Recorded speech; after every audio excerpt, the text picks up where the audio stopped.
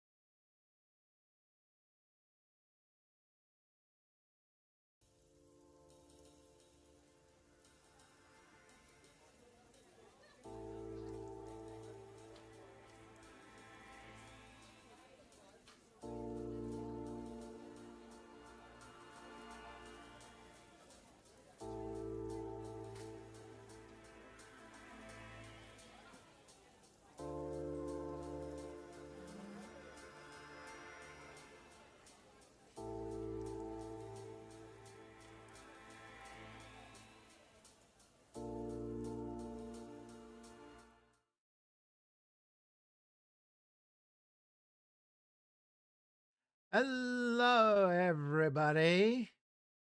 It is I, your one, your only Dr. Crow, and joining me today, if I can figure out how to get his audio on, joining me today, my good friend Nick Brown, the man of renown. Say hello, Nick.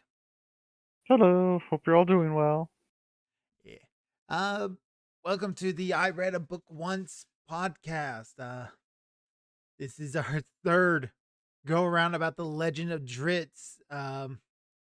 We got the third series done, and now we are ready to talk about it. Actually, we finished it a while ago. It's just taking us a while to get to doing this bit Yeah. because I got distracted with a couple of interviews. Well, we originally thought we'd get it done in just one. Yeah, that was our first plan. I was like, yeah, we could get done one. Then I was like, oh wait, maybe not. Nah, maybe not. That didn't play out as well as we thought it would. We got a little distracted talking about details. Hopefully, we remember some of those details because this is trilogy 3. Actually, this is Yeah, the or this is a quadrilogy. this one's a quadrilogy. Uh, 4 books, if I and was a this. smart streamer and I had an intelligence past 1, I would have the list of the books already ready to go, but I don't. Oh, don't you worry, I got that one taken care of for you. So the first one we have is Legacy, and then I think this whole quadrilogy is called like the Legacy of the Drow. The first one is Yep. Legacy, second one is Starless Night, then we got the Siege of Darkness, and then Passage to Dawn. Yep. And I think both of us kind of agree that these are the best four of them so far. Oh, I was thinking the first two were the better written ones. Grant, I think ooh, I don't know. Wow, I don't Passage know how John, I maybe rank. not. But the Siege of Darkness. Oh, Siege of Darkness, yes. That one's definitely that one's up there. Um I like Legacy too. I like the Legacy. That one will. yeah, but I think Grant, I don't think I have as much of an issue with this. You do, but I know you have a big issue with Wolfgar. Yeah, Wolf. Yeah, that's right. This happens in this one. It, so let's give a brief overview of what the first two trilogies. So the Dark Elf trilogy is Dritz's origin, how he got to the surface world, how he got exiled, all that sort of goodness. Then the Icewind Dale trilogy is basically them just getting to Mithril Hall and having that all set up. And then of course, the last book we end with Regis. He just arrived back in Mithril Hall. He's because everybody thinks he got kicked out of his own thieves guild again. Um, so that's where this book sets up. This is where it starts off. Dritz is on his way back to get ready for the wedding between Wolfgar and Caddy Bree. And Mm-hmm. yeah, so Yeah. we're in They're Mithril getting Hall. married. Yeah, Mithral's been reclaimed. Yeah, everything seems to be going up and well for all of our characters. Like there's Dritz goes to Silver Moon and whatnot, visits the one elf, Lady Illustrial, Yeah, Lady Illustrial, which and yeah, but when he returns and whatnot from like his visits, he sees that Canterbury and Wolfgar are having some issues. They are encountering some a little bit of a problems. lover's quarrel. And it is honestly Yeah, not that big of a deal. Caddy Breach just being, a little independent, a little headstrong, and Wolfguard just kind of like being. I'm going to be honest with all this arguing that they have going back and forth, back and forth. I'm with Wolfgar on all of this. It's like he's just trying to be a good husband and keep his wife safe. That's all he's doing. yeah. Well, it doesn't get brought up. I think the problem is the arguments he wants to make is because yeah, he is being overprotective is what's happening. She wants to be more independent, more free, but he's kind of treating her as like the tribes do with their wives, where it's like they're not. Yeah, you're not supposed to go out and do all this kind of stuff. You're going to be in not so much the kitchen, but kind of. But Wolfgar is he's the problem with the he's Wolfgar is broken from those tribe stuff, so it's not as much that, but he's definitely being overprotective. But he doesn't. Anytime they bring those arguments up, he never brings up the fact until much later that you almost died Yeah. in the Tartarus thing. Like you were pretty much like dead, and that kind of broke everyone for a bit. Like we can't have that happen again, and that doesn't get brought up until much later, and it's not delved in as deeply as I would have liked because that should be a source of conflict right there between the two, but it's not brought up quite because other machinations are in play as to why their quarrel, what is just should be a quarrel, is kind of becoming a bigger argument, bigger deal because Wolfgar is getting a lot more possessive Yeah. of Cadbury as well, and it's starting to put a strain on the relationship. Yeah. And I mean, like, the Wolfgar, they're having these arguments too before Regis returns. And that's a big deal. But it gets worse when Regis gets back. too, as Yeah, I like I said, recall. it was just quarrel, not that bad. But then when Regis gets back, It because becomes fights. It's legitimate fighting yes, now. well, yeah. Like at one point, Wolfgar does throw fists with Dritz, and Dritz is just baffled and confused by it. Yeah, Like that what's is.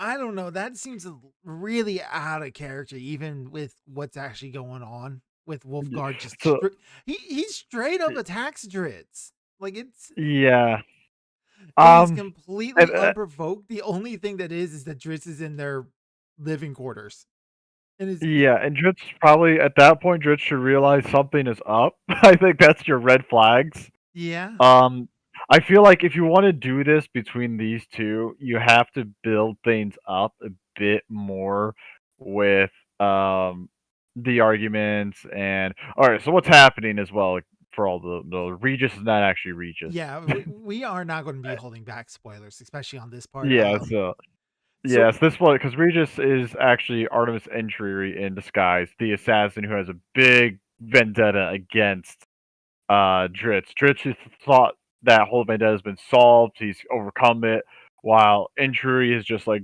delved deeper and deeper into his grudge match and wanted to settle the score with Dritz. And so he's made a pact with certain drow to help capture Dritz and yeah, whatnot. In return, he gets a fair duel with them. yeah. So that way he can settle that grudge match once and for all. But he is essentially in the guise of Regis. Regis himself has been captured, and his gem has been taken from him. Yeah. And so And Artemis is using the Regis, gem, the hypnotic powers, to just kind of like stoke the fires pretty much all around Mithril Hall. Like he's yes, causing he's all done sorts it. of mischief. Yeah, he did it against. We know he did it against Wolfgar for sure, and then definitely against Bruner. Bruner, and then I assume Cadbury as well at some point. Yeah, the only person he never really did it to was Dritz. Yeah, Uh, maybe once, but I cannot recall. I I think don't think he's he done it did, to a but that couple of like the nameless dwarves and stuff around him as well. Um, yes, that as well, just to help again lead him into the trap because they need to get Dritz separated, and so yeah, they do have. All right, so maybe we should go. We'll also have to go back. yeah, But yeah, that's their conflict that's happening.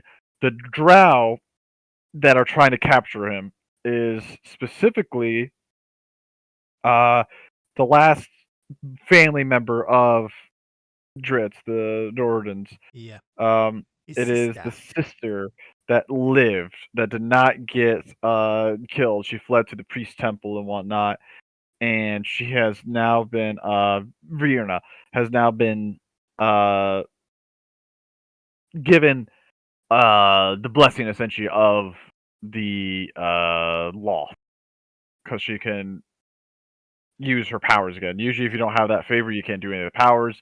And she demonstrated it by using it on her brother. Brother. Yeah. Yep, Dinan, to turn him into a Drider.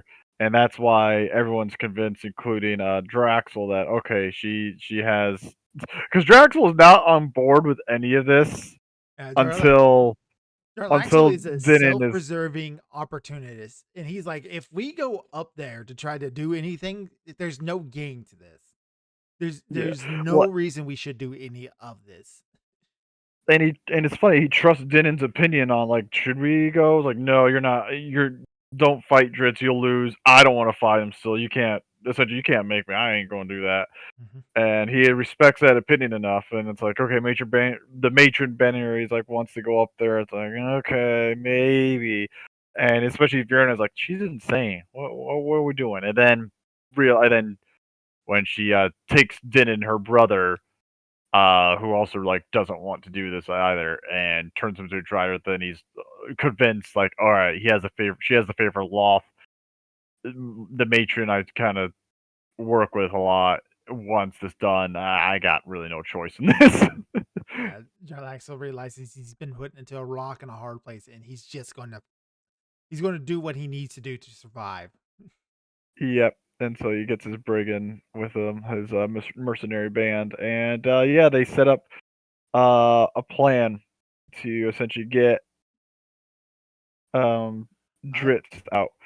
so let's talk about this plan. The first half of the plan involves with them chasing a war band of goblins into Mithril Hall. Yeah. So they sent goblins in there to fight, and they do this big battle, and that's where you see more tension build between Ulfgar and Celebi, because And yeah, I'm trying to remember seasons of the goblins are just to their first job is to make sure that Dritz actually is in Mithril Hall. I think Yes. that's the reason why. The secondary reason why is the goblins are there to test Mithril Hall's defenses and see just what the Yeah. dwarves can rally and muster. Because the big event that happens in the first 3 books of these things is the eventual siege of Mithril Hall. Yep. Um, Because the matron, the matron of Benary, what's her name? it is Matron Baron.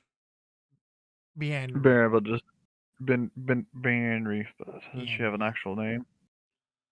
Um, Malice, right? Malice. No, that's Malice. Right. Her name is Malice's mother. Malice. No, I her wonder if no, she's that's a the mother's bad name. guy. No, that's the mother's name of Dritz's mother. That's gonna bug me. What is her Google. name? I can't remember. No, no Google. I refuse.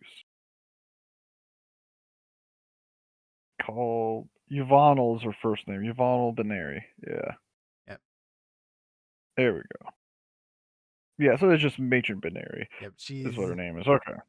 old for even Drow elf standards. Yeah, known as I think known as like called like the Eternal, just because she lives for so long. Yeah.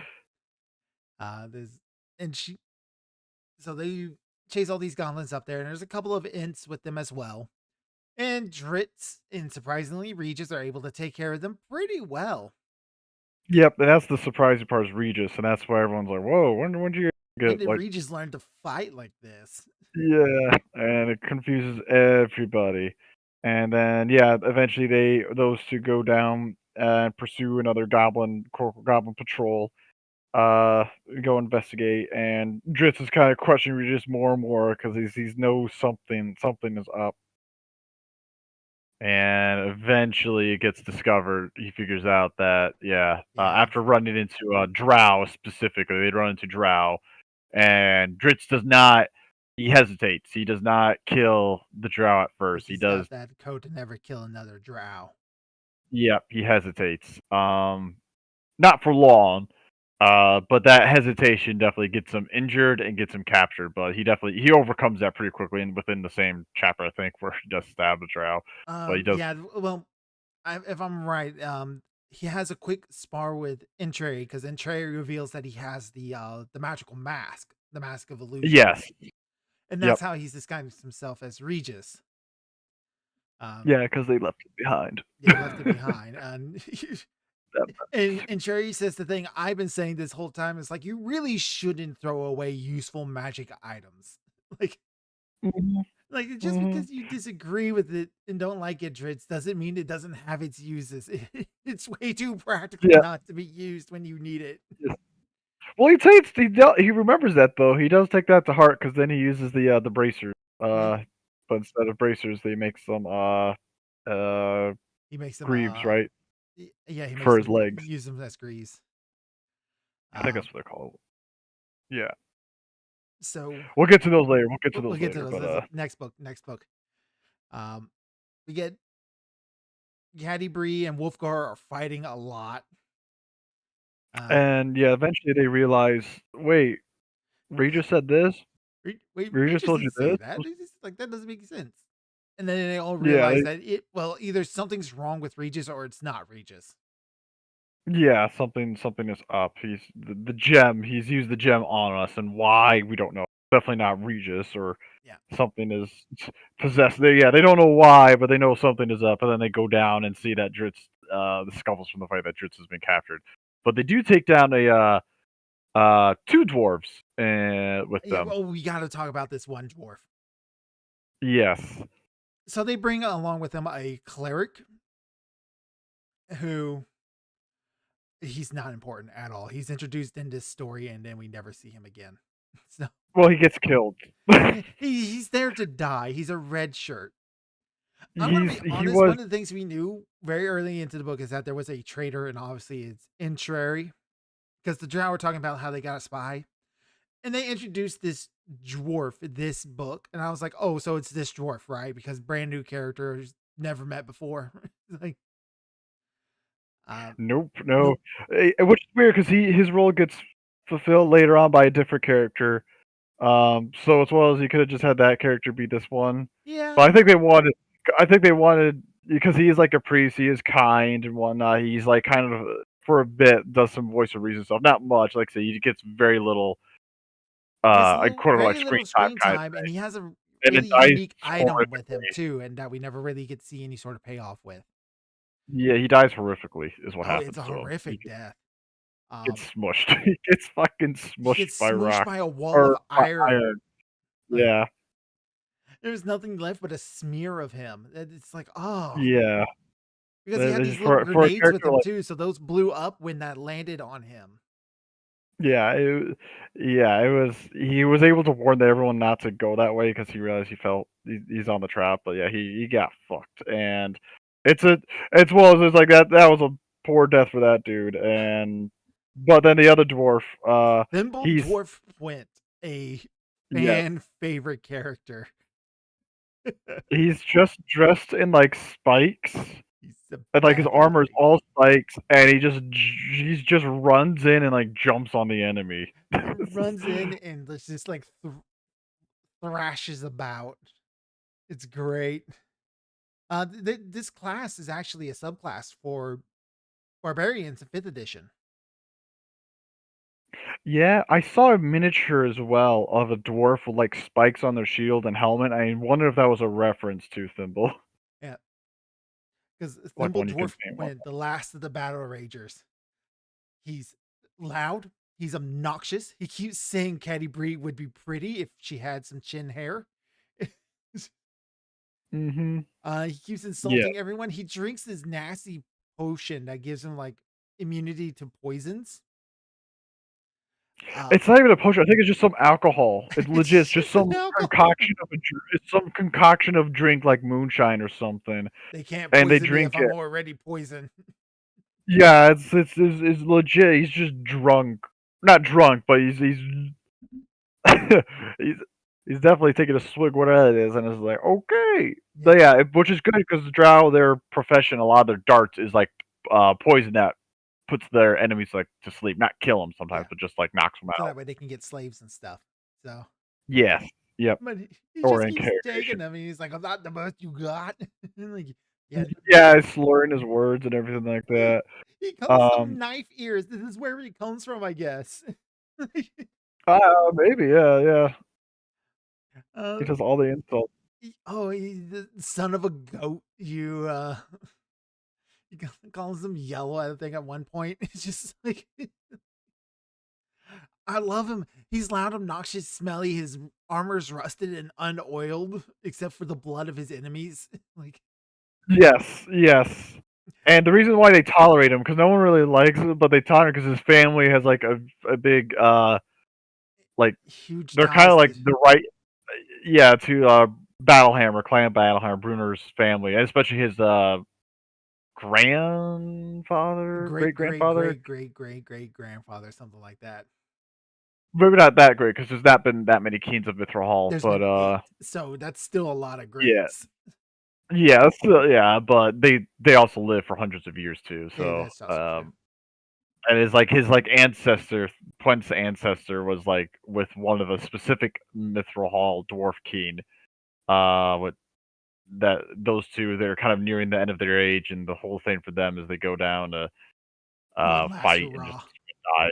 Yeah, one last hurrah, and well, he dies. Like that ancestor of Points dies, but the ancestor of Bruner's has a fate a little bit worse than death. But that's a We'll reveal get for to that in later. the next book, as that's revealed a Yes. lot at the end of this book and next book. So, Yeah. For now though, yeah, Dritz is captured, and then they go to this little secluded spot oh, and Point gets to have. separated from Caddy Brunner and Wolfgar. There's a point Not in yet, not yet. not yet. Yeah. They Not yet, because they have to have their duel first. Right. So Dritz So they get and yeah. So Cherry, Dritz and Artemis. yeah, they got their duel. Artemis wants to do it. That's the deal, is that he gets a fair duel. He can't kill Dritz, but he gets his fair duel. And so they get to a little clearing, and Entry doesn't kind of like this as well. Dritz is smart and kind of like encourages Entry to like betray the Drow, because it's like, is this really the kind of duel you want? Will you get satisfaction from this? And Entry quickly figures out no. Yeah, because he all Dritz has to do is not play along, and then Cherry is not going to get the fight he wants. Yep, and so Anciary and Dritz work together and fight against the Drow, and then they get separated, but they escape. And that's when the party, the rescue party, happens upon them as well, and they get into a big fight with them, and that's where Cobble, that was the name, Cobble gets cobbled by Virna. Yeah, and Cobble gets turned into gravel. So oh, there you go, that's a better one. Yeah. And then yeah, that's also when Dritz stabs one of the Dark Elves too. That's when he violates his vow and just starts going. And we get his because again, he has to monologue, and he's distraught over this, but he kind of quickly comes to the realization, my vow was impractical, and also kind of hypocritical, because and childish is, I think, is what he calls it. he calls it racist at one point. Yeah, and it's just, yeah, you can't. It's like, it was never gonna work, and it was some childish notion I had, and I especially if I want to save my friends, the people I care about, I'm gonna violate that vow, especially with these Drow who are trying to essentially upend everything. Yeah, they're trying to kill me and my friends. Second Amendment time. Let's go. Yeah, and he's agonizing the fact that everything that he's worried about, the Drow, they finally come back for him. It is all come back to hurt his friends and everything. This is also where he figures out from Virna that his mother died, because this whole time he thought it was his mother that was trying to get him, and it's like, no, she's been long dead. Yeah. The whole family's been wiped out. It's aside Virna from who's after him. The only member of his family outside is Zach, who he actually kind of liked and respected. yes, because she was also a child of Zach. Yeah, They are more in relation to, they are actually technically truly brother and sister. Yeah, because compared to like Denon, who was like a half brother. Malice. Yeah, and so that's what Dritz figures out that, or finds out, not figures out, finds out that, yeah, his family's been wiped out. They're all dead except for Virna, because Denon's been turned into a Drider. He's no longer. He's no longer Denon. We don't get a lot of reaction out of Dritz when he notices that's who the Drider is. Oh no, he gets a bit of reaction, because his more reactions when he sees the Drider when he's about to get captured, and then he recognizes who that is, and it's like, it can't be. And then yeah, Virna kind of pressures that point and whatnot. And he feels, I think it's I mean, it's not, he was definitely not close with Denon. He wasn't, but Denon was his brother still. Yeah, he feels, I think, a stab at pity, but at the same time, it's like, that's what the Drow do. Yeah, he's like, but more so, he meets Jaraxel as well. Yes, they finally meet. Nick's favorite character meets Dritz finally. That's right. And it's great. They don't talk too much, but it is interesting where just how Jaraxel just calmly takes like a step back and assesses everything. He's just assessing who Dritz is and figuring out what kind of person this is, because we know in the future why Jaraxel acts the way he does with Dritz, which is that he and Zach were friends, and then he kind of did the Drow thing of betraying Zach. Yeah. And it's like, and he feels a little bit of guilt for that. I'm trying to remember during the part where the party comes crashing in to save Dritz, and then Dritz falls down a hole. Yeah, the chute. Yep. He backs out of that fight real fast. Oh yeah, he does not do any actual fighting himself. He lets everyone else do. Yeah. I don't think he throws an actual. He only throws like really one sort of spell, and that's just to make it look like he was trying to help, just in case Virna succeeded. Yeah. he had no real intention of helping out that much. We do need to talk about Virna, because a lot of the book is just Jarlaxle playing keep away, not Jarlaxle, Dritz playing keep away with the Drow, while the rescue party is like one or two steps behind. Yes. So Because Virna, we do need to talk about her because she's the main villain of this book. Of this book, she's the one we're following around. She's gone off the deep end. Like she's gone. Yeah, she's gone insane. yeah. Um, then again, she's been under the thumb of Baron. Blah blah blah. I listened to the audiobooks and I still can't get the names right. This is where we're at in my life. Beandry. She's been under her thumb. So her mind's probably just been poisoned for like what, a good 50 something years now. Yeah, I mean, it seems like she's. I think the loss of the family too kind of just pushed her over too. And there is a moment of recognition when she and Dritz are kind of talking, and they mention Zach, and there is like a brief moment of reflection, but it's quickly squashed. She's gone. Yeah. She is just gone. Yeah, but throughout all this, Jarlaxle's like, this lady's crazy. This is, if anything's going to go wrong with all this, it's going to be because of her. And like, Yeah. he's just trying to figure out, does she actually have like her lost favor? What is Loth up to? Like, what is the point of Yeah, all well, of this? she definitely has lost favor. That's the thing. It's like she has lost favor 100%, and that's why Drax is kind of going along. He's kind of forced to go along with this because of that. But she's being played for a fool by Binary because Yeah, her goal is once Mithril Hall. That's her goal, and so she needs kind of the excuse to go and attack it. yeah. And Dritz is being used. He's the pawn. Dritz is the He's a pawn to pawn in go and all get of this. Mithril Hall. He's a convenient excuse.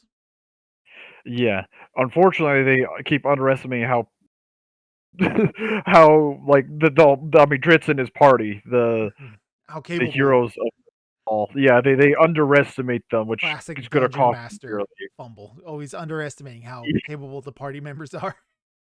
Yep. So Dritz goes, hunts down Inturi to finds Regis, and then Artemis, Inturi, and Dritz finally have their big Big. climactic battle Oh, it at is the edge of a cliff. climactic. It's great. It goes for a while, and it's awesome. Yeah, I think it goes they're on on for the like edge two of a cliff. chapters. Like this is Yeah, oh yeah, they are going at it for a long time to like the edge of a cliff, falling down. You find out Entry's cloak like helps him fly he's and got a cloak stuff. with back wings, and he yells at Tristan. Is like, "You didn't think I was done yet, did you?" When he knocked him down, and then I think it's Regis. Like they have their big duel. Eventually, it culminates in Dritz barely winning. He wins. Barely. Um, yeah, barely. But it's not like barely. Like they're both severely wounded. This is the kind of sword fights where it's like you mess up once and it's game over kind of thing. So he edges out a win. I think he does get stabbed in the foot though. He does get stabbed in the foot. He got stabbed in like the foot, the hand, the arm. He lost. I think he temporarily lost one of the swords. Yeah, but he gets it back soon. Yeah. But The it's only Regis who reason gets why like he wins is because Regis is there to help out a little. yeah. Because he has that's the Dritz channels in that rage the hunter to help Yeah. win too, but he can't rely on it fully. It helps him win like the second round, and then the third round he uses some quick thinking and But we also don't yeah, have access to Guinevere throughout all of this book. I think Guinevere is like, she's done after the goblin thing, and then she's on a recharge period throughout most of this. well, it's also because gave yeah that was also why Dritz was able to figure out something was wrong because Guinevere Entry had Guinevere or like when Entry under the guise of Regis like, hey, do you want to let Guinevere out, and Regis like, no, you can do that Yeah, because Regis he and knows Guinevere were good Guinevere friends. will. Yeah, Regis and Guinevere are friends, but Entry and Guinevere have not even met, and Guinevere would be able to, I think, not see through it, but know something is up, and that's why Yeah, he's like, Guinevere would no, crumble not all that in an instant. yeah. So that's why he doesn't want to really summon him. And then the summoner person, I guess I think something Guinevere doesn't see through the facade. But yeah, regardless, they have their duel, and then he Dritz wins. I forget the specifics of how, but he wins, and Regis or Artemis goes tumbling down the cliff It's essentially. a bit And confusing because Artemis, after he gets knocked out in this fight, and his wings are still oh no, yeah, flapping. yeah, I remember why. I remember, yeah, because he uses the drow dart. He took one of the drow darts and used it to knock Artemis out, where she falls asleep, and the bat wings, without like the guidance of an awake person, they just kind of flying helplessly until they crash into the mountain, Yeah. and then Which they're eventually later on, underground, but somehow this tunnel like leads back out. I guess I don't know. yeah, at least outside the mountain, they're not like they're in a mountain. They're not like underground, like all the way into the Oh, uh so they actually made it back to the surface. I must have missed this bit in the book. Well, I have a. Thankfully, there's a map in this book, the Legend of Dritz like visual dictionary. There's a map of Mithril Hall, and I think at one point it points out to like where Mithril Hall is at, and it's just like, oh yeah, this place is kind of huge. I know It's Mithril like Hall is massive because it's a giant mine. It's like the Mithril Hall yeah, is the entire mountain, basically. yes, and so they haven't gone down because they haven't gone down like underground to like where they're at yet. They're still, like, on the side of the mountain. Yeah, because even the Undercity is still, like, within the mountain.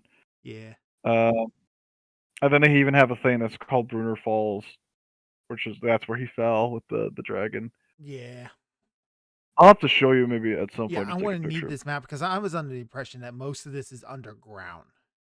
Yeah, this is, like I know everything the I still Drow are up to are underground. I know that yeah, much. that one's far, like, that's in the under this Oh no, is, no, not just the Underdark City. Actually, everything with the Drow in this book, they never go out onto the surface. At least I don't yeah. think so. Because I was under the impression that this entire book, Legacy, takes place in the mines underneath Mithril Hall. That's what I thought was going on. Kind of, yeah, it's yeah, not explained very well. But it's, like, in the mountain kinda thing. Yeah, Um, but yeah. Regardless, yeah, they're on the side of, like, the mountain, and then, uh, Artemis hits the side of it when he's knocked unconscious by the sleeping dart, and and he eventually Regis is escapes the one that finds him. Yeah, Regis is the one that at the finds end him. of the book. But there's a couple of other more important events we need to talk about before we get to the end of the book. Yes, Specifically, which is at this point, well, Puig of course. is separated because he's the one who finds Regis and Dritz. Yes, and doesn't know who they are, and just He at almost first just kills attacks Dritz. Dritz. Yeah. Well, he doesn't. No, not almost. Just had that one like kind of in hand, but he definitely attacked Dritz without realizing it. Just like, come on, dude, stop. I'm stupid dwarf. And Dritz kind of finds him charming. That's the funniest part about it. He's like, he's a little Yeah. weirdo, ain't he? Hmm. But Wolfgar, Caddy, Bree, and Bruner are on the trail of the Drow themselves, and they're The Virna specifically, Virna. and they kill a lot of the mercenaries. I think all of the mercenaries, but like Jaraxel dies in this, and Yes, every single one. Jarlaxle and Artemis are the only two survivors of this whole thing. yeah, and I mean Jaraxel didn't bring that many mercenaries up. He brought a select few, but even then, Yeah, I it's think like he only they brought like all. some 30 mercenaries. Yeah, none of them make it aside from Draxel, and that I think that kind of showed Drax like, yeah, don't mess with these people. Yeah, because I think most of them die because they do manage to get word back to Mithril Hall proper that hey, we got Drow down here. We're going to need help, and a whole bunch of like small army of dwarves start raiding the mines. Yeah, they There's this start whole coming section down. with like the battle pigs and the Drow mercenary casting darkness and shooting down on them, and the one general who's there who doesn't like anybody who isn't a dwarf. Uh, he's there and leads the Yeah, he charge. yeah he comes down, and then yeah. So, but the big thing is, yeah, Virna, still in the favor of law, is able to summon a yokel, A yokel. which Yep, is like one the a candle wax handmaiden of monster. law. Yeah, it's like the candle wax monsters that we mentioned beforehand. I believe, right? Yeah, Like, yeah, the demonic king is a wolf, and it nearly kills Catti and it gets Wolfgar, and in order to kill it, Wolfgar like collapses causes a cave in to crush it and himself. yeah, Leaving only I think his hammer because he was yeah. throwing the hammer Aegis around. I hand. think. Yeah, Yeah, so they get the hammer, but yeah, so that is at the moment. Yeah, everyone thinks Wolfgar is pretty much dead. yeah. And at this point in the story where like the whole thing collapses and everything, I have the mindset of no body, the person's not dead.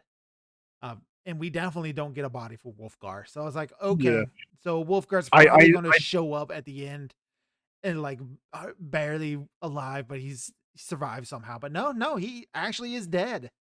he was I think if I remember correct, I think he was supposed to die. I don't think there was no intention to bring.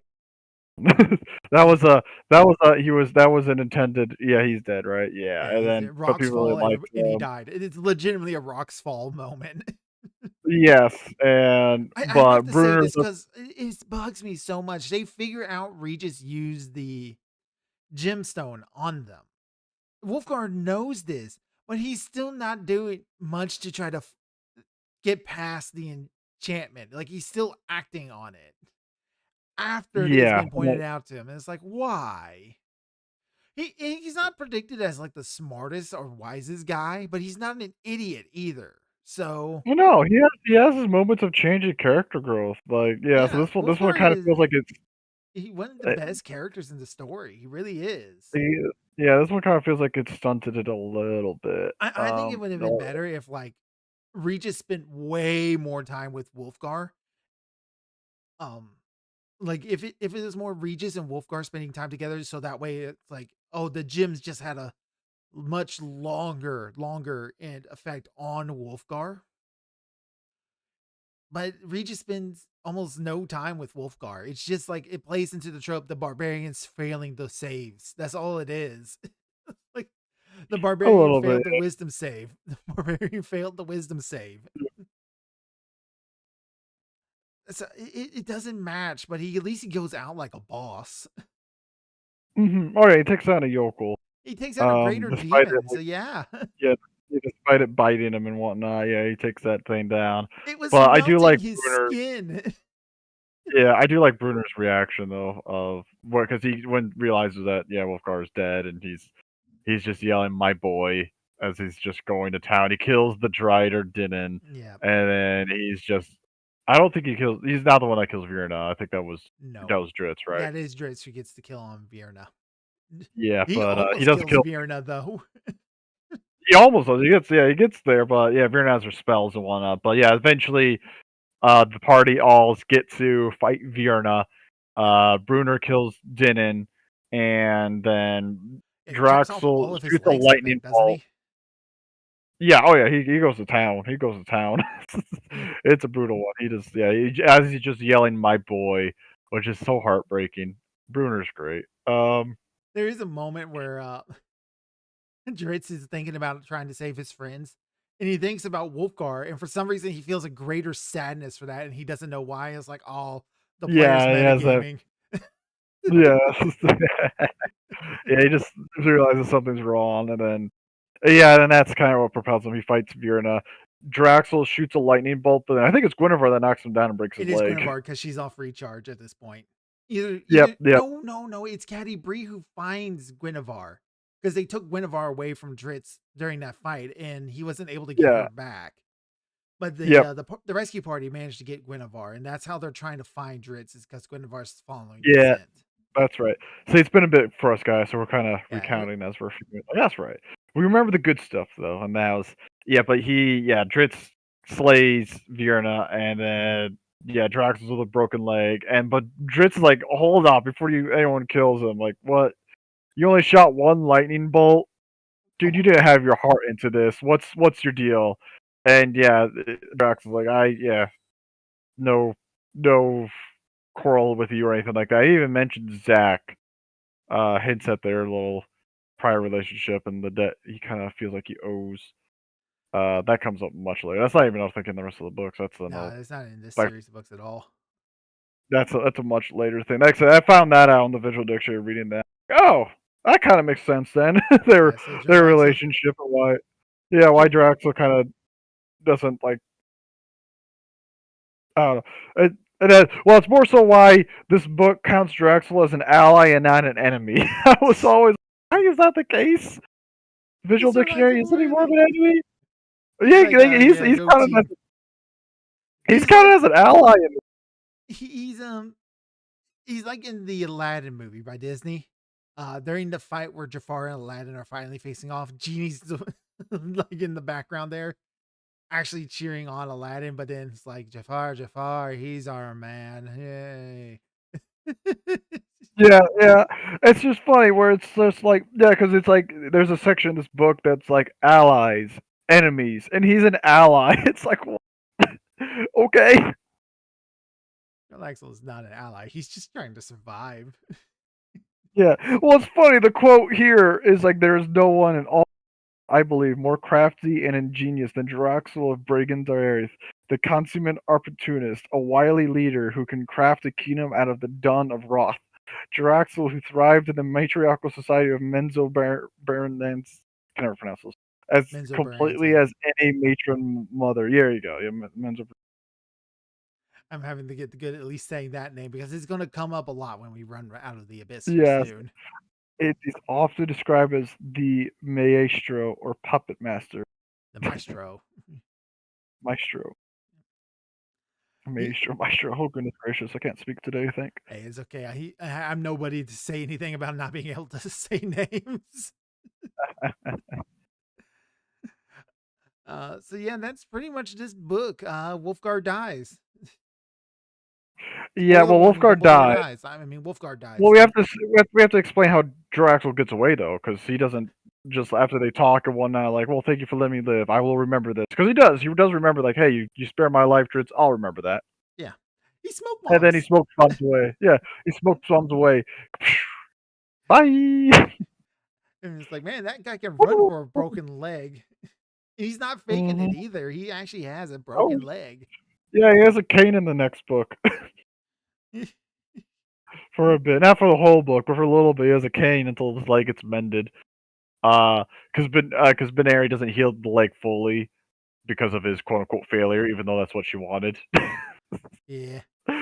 What a bitch.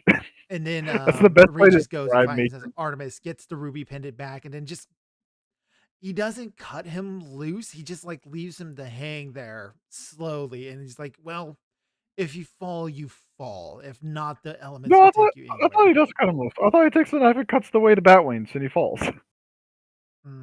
I think he does. Because Maybe remember, he does. It's I think been like I said, it's probably been like a good 2 months since I've read the book at this point. because the reason I think you think that is because he thought about it, but like that's something Dritz would do.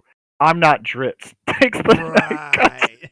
and then he falls. But there's unbeknownst to him, Draxel went to find Entry to sort of help get down there, and saves Entry's life by at the bottom of the thing he puts like a little spider web thing that catches him, a He magical has a spider web. net. There's a little net to catch him. They find the net in the next book, but because just Drax's like, I need someone to help me like get down back to the Underdark. I can't go alone. Where's Intrury? He's the only one that's not accounted for. Oh, there he is. Oh shit, he's falling. Net. Whew. And their All right, bromance half dead begins. man, you're gonna carry me, a guy with a broken leg, back. Let's go. God, that Right, trip must all have right. been hell.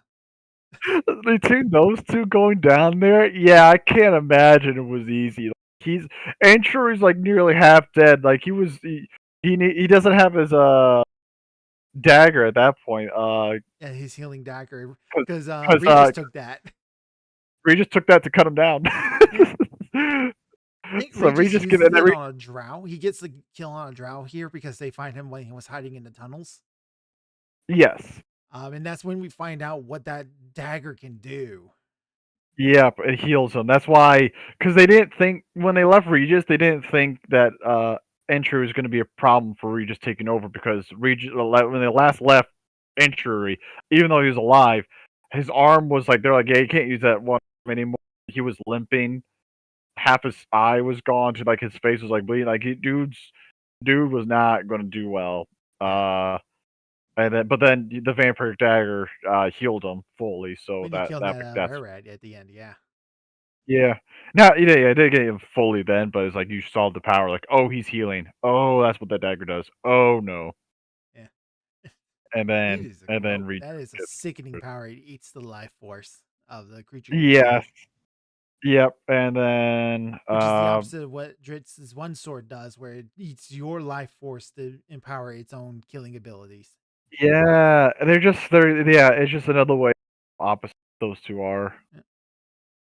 Yeah. But yeah, but that's pretty much the end of the legacy book, and then the next one is Starless. Oh, real quick, the Uh, Legacy was apparently the first hardcore novel from TSR.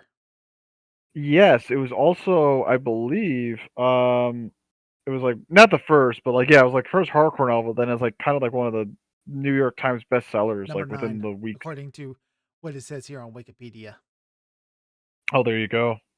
But this is Wikipedia, so Yeah. Who knows how true that is? But I believe it. I mean, at least this has they a were kind of reference number on it. So yeah, they were popular back then. yeah, I mean, But like Starless I Night, said, there's a yeah. reason why Dritz is probably the most popular D&D character, uh, at least novel wise. And Lego never made a minifigure of him when they did the 50th anniversary in the Lego minifigures. They didn't make one of him. That's No, kind of disappointing. sadness. I know a little bit. They could have given like Guinevere with them too. It would have been perfect. I digress. Starless Night. uh, the, yeah, Starless Night. So Dritz is feeling very guilty that the Drow came back to fight him and get him because he Yeah. doesn't quite realize that Matron Beneri, her whole plot is to get Mithril Hall. Dritz is kind of under the assumption that it's all because of him that they're going after Mithril Hall. So he decides to go back to Mental Bananas. Menzo He's going Banana. back to the evil. He's going Mental Bananas. He's going back to the evil Drow city. He's going back to his homeland to settle things, or at least he hopes, and doesn't let anyone know. And Yeah. Bruner is kind of he's in grief mode, so he doesn't really do anything to stop it. Yeah, Bruner is Um, kind of just like he's Ryan Gosling in Cyber in that one movie where he's lying on the stairs and just like oh, Blade Runner 2049. yeah, Blade Runner, that's what it is. Oh, you look lonely. He's just like Yeah, well, yeah, it's essentially his son. That's pretty much what happened, and he won't let anyone like the barbarians like, "Oh, we have the hammer," and he's like, "No, you ain't getting that hammer." The new barbarian leader of the tribe and whatnot, or not of that tribe that's there in yeah, the barbarians that came with Wolfgar. Like yeah, they settle outside of Mithril Hall, helping with trade and whatnot, but they are already yearning back to like they want to go back to uh they want to go back. the They want to go back they want to home. go back to being yeah, they want to go back to being nomadic. Barbarians. Yeah, that's what they're despite all Wolfgar's endeavors to give them a new life and everything that's restarted, they kind of want to go back to the old ways, which is not a good thing, especially in this time of No. crisis. Because Benari wants Mithril Hall. She found the what we mentioned before, the ancestor of Bruner, one of the kings of Battlehammer clan. She found him, took his soul, uh, and he's just like encased within a tooth, essentially. And so she'll sometimes like summon him to torture him, talk to him to get information out of him. She wants to know everything about Mithril Hall because that has been her ultimate desire for a couple hundred years. She wants it. Yeah. And so this is where um that's her plan. And now that's like, okay, everything worked out the way I want. We got some excuse to go up to Mithril Hall and whatnot, but not really expecting Dritz to come down. Just give himself in.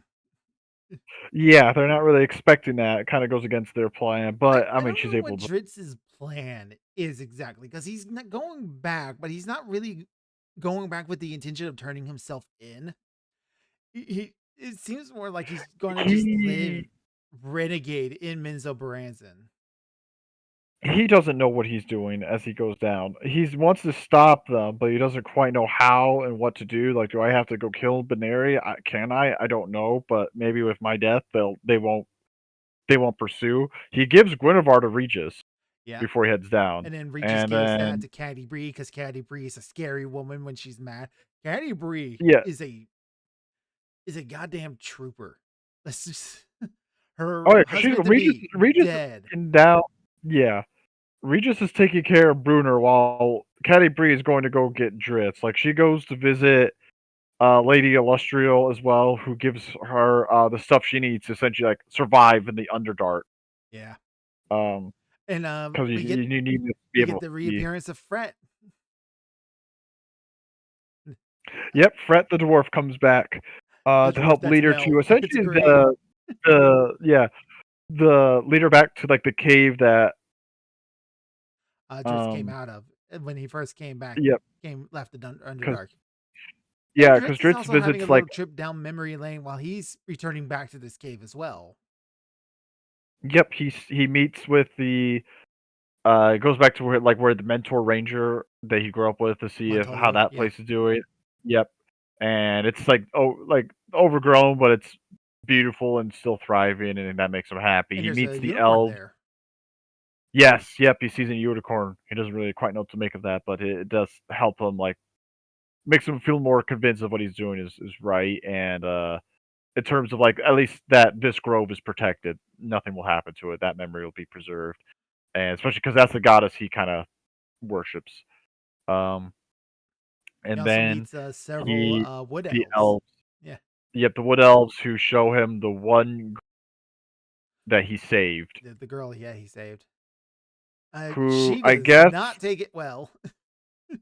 yeah, she kind of. I mean, in terms of this, you could just interpret like, yeah, she doesn't take it like she remembers the violet eyes and whatnot, but Dritz always have a problem with communication. He doesn't really say things. He just takes things like, yeah, that's my fault. But it's like, no, you saved them. But he does eventually get that pride out that yeah, he saved her and whatnot. And I guess they don't because in the future, I don't know when this happens, but eventually, that girl, um, what's her name?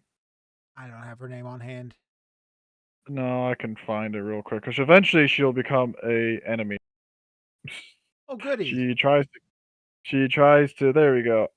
Elephant Tursail, whatever. Yeah, she tries to kill Drake. Essentially, what happens. You know, she's dealing with a lot. You know, he Yeah, did both hide are. her under the body with the blood of her mother. So Yes. I think that would mess But a the lot of fact that people up. yeah, but the Wood Elves don't like convey, hey, he saved you. That's what he did. They don't really convey that because she does like mortally wound Dritz. Dritz mortally wounds her. Uh, well, I haven't gotten to But those Dritz books is yet, healed. so Yeah, I don't know how far. I think that's like series too. I don't know how far. That's where I'm like some of the stuff I find out. I'm like, when does this happen? That's like in book 20. Book 20. Good lord, I forget the series goes on for a while. yeah, there's like 39 books, dude. Yeah, that's why we're stopping with the Passage of Dawn because that was the original ending. That was the original ending. And we'll probably get around to reading the other ones at some point. At some point, yeah, at some point. But definitely, I'm in no rush because one of the books is all just about Wolfgar. No Dritz, it's just Wolfgar. Oh, and there's other supplemental materials too. Like there's a One-Eyed Jack, which is just an audio play all about Jarlaxle. Yeah, oh yeah, it's when Draxel and Cherry are just being bros, I guess, The bro biggest enemies. bros. But yeah, and they're just like doing their own shtick. They're the ones that deal with the final stuff with the shard, Oh, good. not Dritz. Them. Dritz, Scatty Reaver. This series is held together with tape. Not, I don't know about tape. Like I said, it all comes together with the passage of dawn. That's why this her interaction, like the interaction with the girl here, Yeah, it works. It it works works because because it it's feels like like good closure to cries. this idea of what happened to her. Yeah, she cries. She finally shows emotion. I think is what one of the guys say. It all, like I said, it all really comes together well within these last few books. That's why I'm like, it's good to just have it be that. And then the dungeon master ran a sequel campaign. That's what happened. Well, it was more so the D&D people wanted more books, and I know I that's think the real some reason for why this keeps going, but it helps read D&D books if you think about it as a group of players at the table.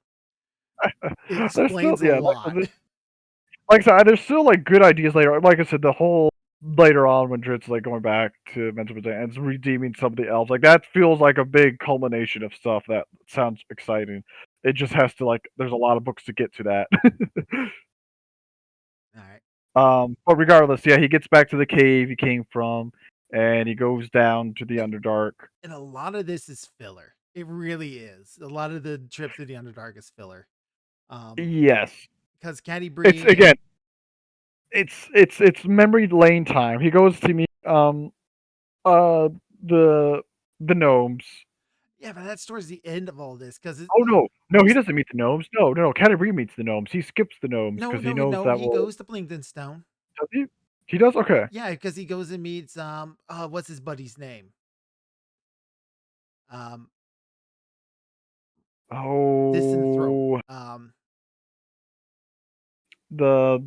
Oh, yeah. I can't I can't remember think. what his first name is, but it's Disenthrope is his last name. Yeah. Ah,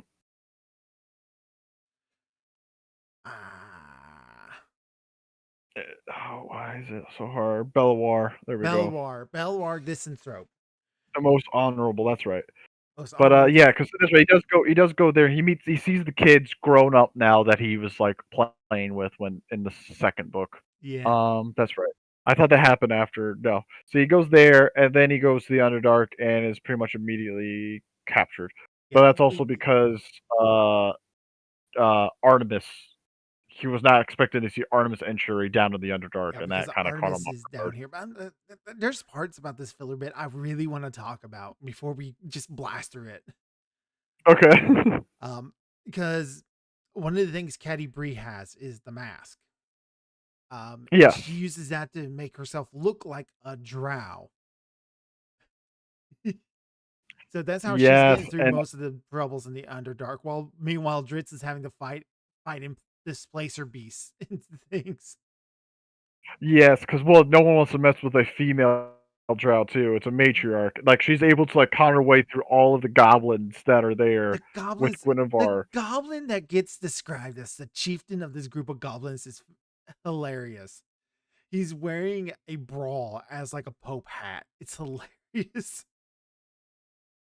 He's wearing a corset and like he's got like it's like clearly stolen laundry from the surface that he's put on as this garb. I think he's even wearing like female underwear. He's wearing a thong basically. Yeah, yeah, Um, it's great. so Canterbury gives him Guinevere as a gift. And then the goblin is like, look at what I can manage to trick out of this. And then Guinevere goes back to her pocket dimension and takes the goblin with her to eat. So it's like, damn, damn, Guinevere got no chill. Yep. Guinevere was having none of it. It's just like, And then it's like, what happened to that goblin? Oh. um. uh, But yeah, Caddy Bree also gets eventually captured though because she finds Dritz, and it's like kind of all happens at once where Dritz is captured, taken to Matron Benary to be tortured by yeah, one of her daughters, Vendice, and then one Benzie. of Benary's sons, Banetrag, right? Yeah. In the mind Uh, flayer. It's like a well, one yeah, foot well, he bridge. doesn't fight the mind. The mind flayer messes with him, but Yeah. his mind and whatnot, but doesn't push too hard because he doesn't want to. They don't want to make Dritz. They want information. If they They push too want hard, then he'll information. just They don't want to become. kill him just yet. Yeah, Meanwhile, they we're getting well, they the wanna make it a big show. so the They other wanna make it a big show to convince everyone to go to Mithril Hall kinda yeah, thing. because Like, Dritz "This is being our back in Menzo sacrifice." Branson throws a big wrench into it for them because he was supposed to be the reason why we're going there in the first place. Um, Yes, so see, um, but they're meanwhile, able Artemis to is Benary's in Menzo smart. Branson. He's not having a good time. He hates it. He despises it. Draxel's, like, keeping him around, keeping him safe, but Artemis just hates it. I mean, he doesn't like being subservient to all of them. He doesn't like that he can't leave or do anything. He does kill a noble woman, Patrow, at one point. Yeah, Um, and he's just so frustrated. He's kind of just lashing out, and Draxel like knows it too, and he's using him. Draxel is playing a game of his own. He wants chaos, which yep, is also going to further help Benary as well. yeah, Um, but that's just Draxel's play. Plus also he feels like he owes Dritz a little bit. he does because he He did spared his life. spare the life. So Artemis is being forced to look at basically his whole philosophy thrown in his face. Like, you really want this to be your philosophy of the world? This is what it looks like. This is the culmination of what that Uh, thought process it looks is. you're breaking up. You're breaking up a little bit there. You might want to get I'm, closer to your mic. I'm sorry. He's getting forced to look at the entirety of what his life is like. This is it. His whole Yes. philosophy being thrown to his face. Mm-hmm. And yeah, and eventually, and he doesn't even want to like when they're gonna Drax like, yeah, we're gonna go capture Dritz. He's here, and he's like, and Artemis is like, I don't want to. I don't I'm want to. done. I'm done with that. That part of my life is kind of done I'm until tired, it's, I boss. guess, yeah, until it's not done. I guess in like Silent Blade one, which is after. I haven't read that one yet, but I guess that Well, even in you this got to set up. Yeah, you got to set up the whole bromance thing, I guess. But anyways, yeah, even in this, when he actually does see Dritz there, he kind of like has like it's like a drug relapse is how I kind of saw that. yeah. Because like the moment he sees Dritz, he's in it. He's in for the fight. It Uh, takes a bit for him to do it, but yeah, even then it's like, okay, we're going back at it now. yeah, And then he technically wins, but with the help of the other Drow, they capture him, and he kind of so gets that that don't like, count. okay, It doesn't count. yeah, the elation. Well, for him, it's like it's good enough. um, Yeah. but then Catti also captured, but Draxel treats her very, very well. Does not harm her or anything like He that. hides And her then too. yes, he hides her. Only Artemis knows, and then he leaves the two of them alone together. He leaves them alone. And all Which throughout this, like these chapters, he's been bringing Artemis with him to all of these places around Menzo Branson and yes, showing him things like in the and most telling him to see. obvious. Yeah, and Artemis knows it too. It's like, why are you telling me the secret password to this thing? Why do I need to know the secret password to this tower in Mental Banana? Like, what's happening here? Why are you And telling yeah, me where this mask is at? Why are you showing me this? And then Artemis is going yeah, like, "Oh my god!" At the end, it's like, really, it's the most yeah, ham-fisted way of telling me he wants me to do it. Obviously, yeah. You want me to go rescue Cadbury and Dritz? Like, here, all your gear is in the other room. Have fun. I gotta go. Bye. whatever you do, don't look under the mat for a key. Wink. Yeah, pretty much. It's just the Draxel just being a cheeky person. This is a shit, man. It's great. He's just being cheeky, like, hey, have fun. Have fun. Have fun killing hundreds of drow.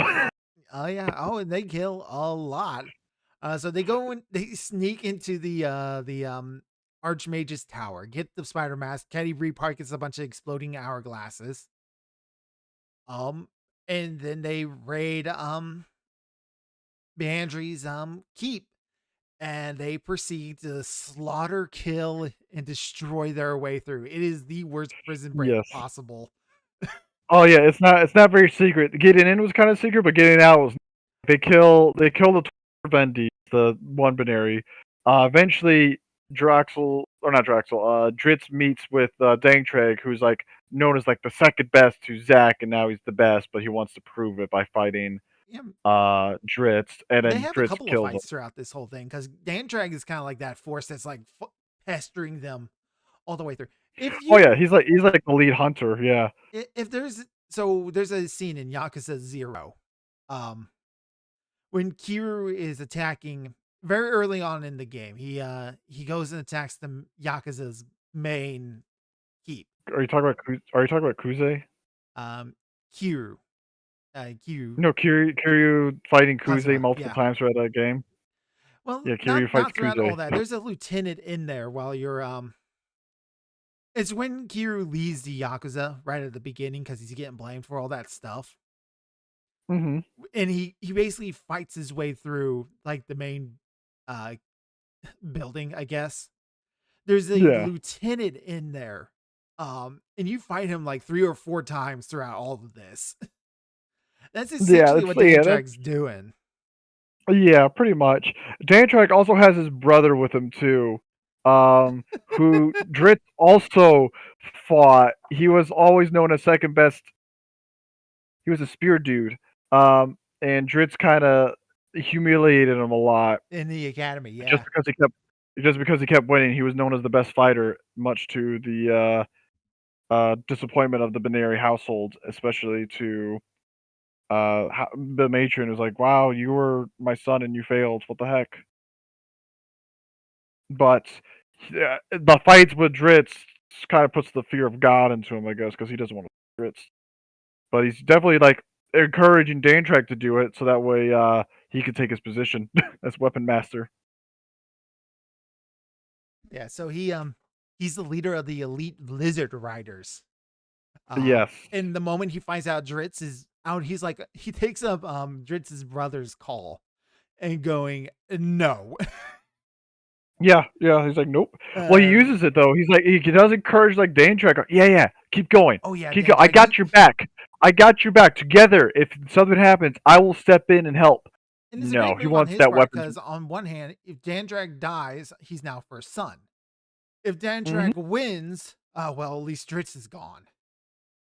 Yeah, but now, especially since he didn't help, you're gonna have a little bit of an enemy there. He gets stabbed and Yeah, he dies. Yeah, Dantrag is killed by Dritz. Dritz kills him and gets his bracers because Dantrag's big thing was that he had bracers that was able to move his arms really fast. When in the next book, Dritz figures out these aren't bracers. You're supposed to put these on your legs. They're supposed to make you like move faster.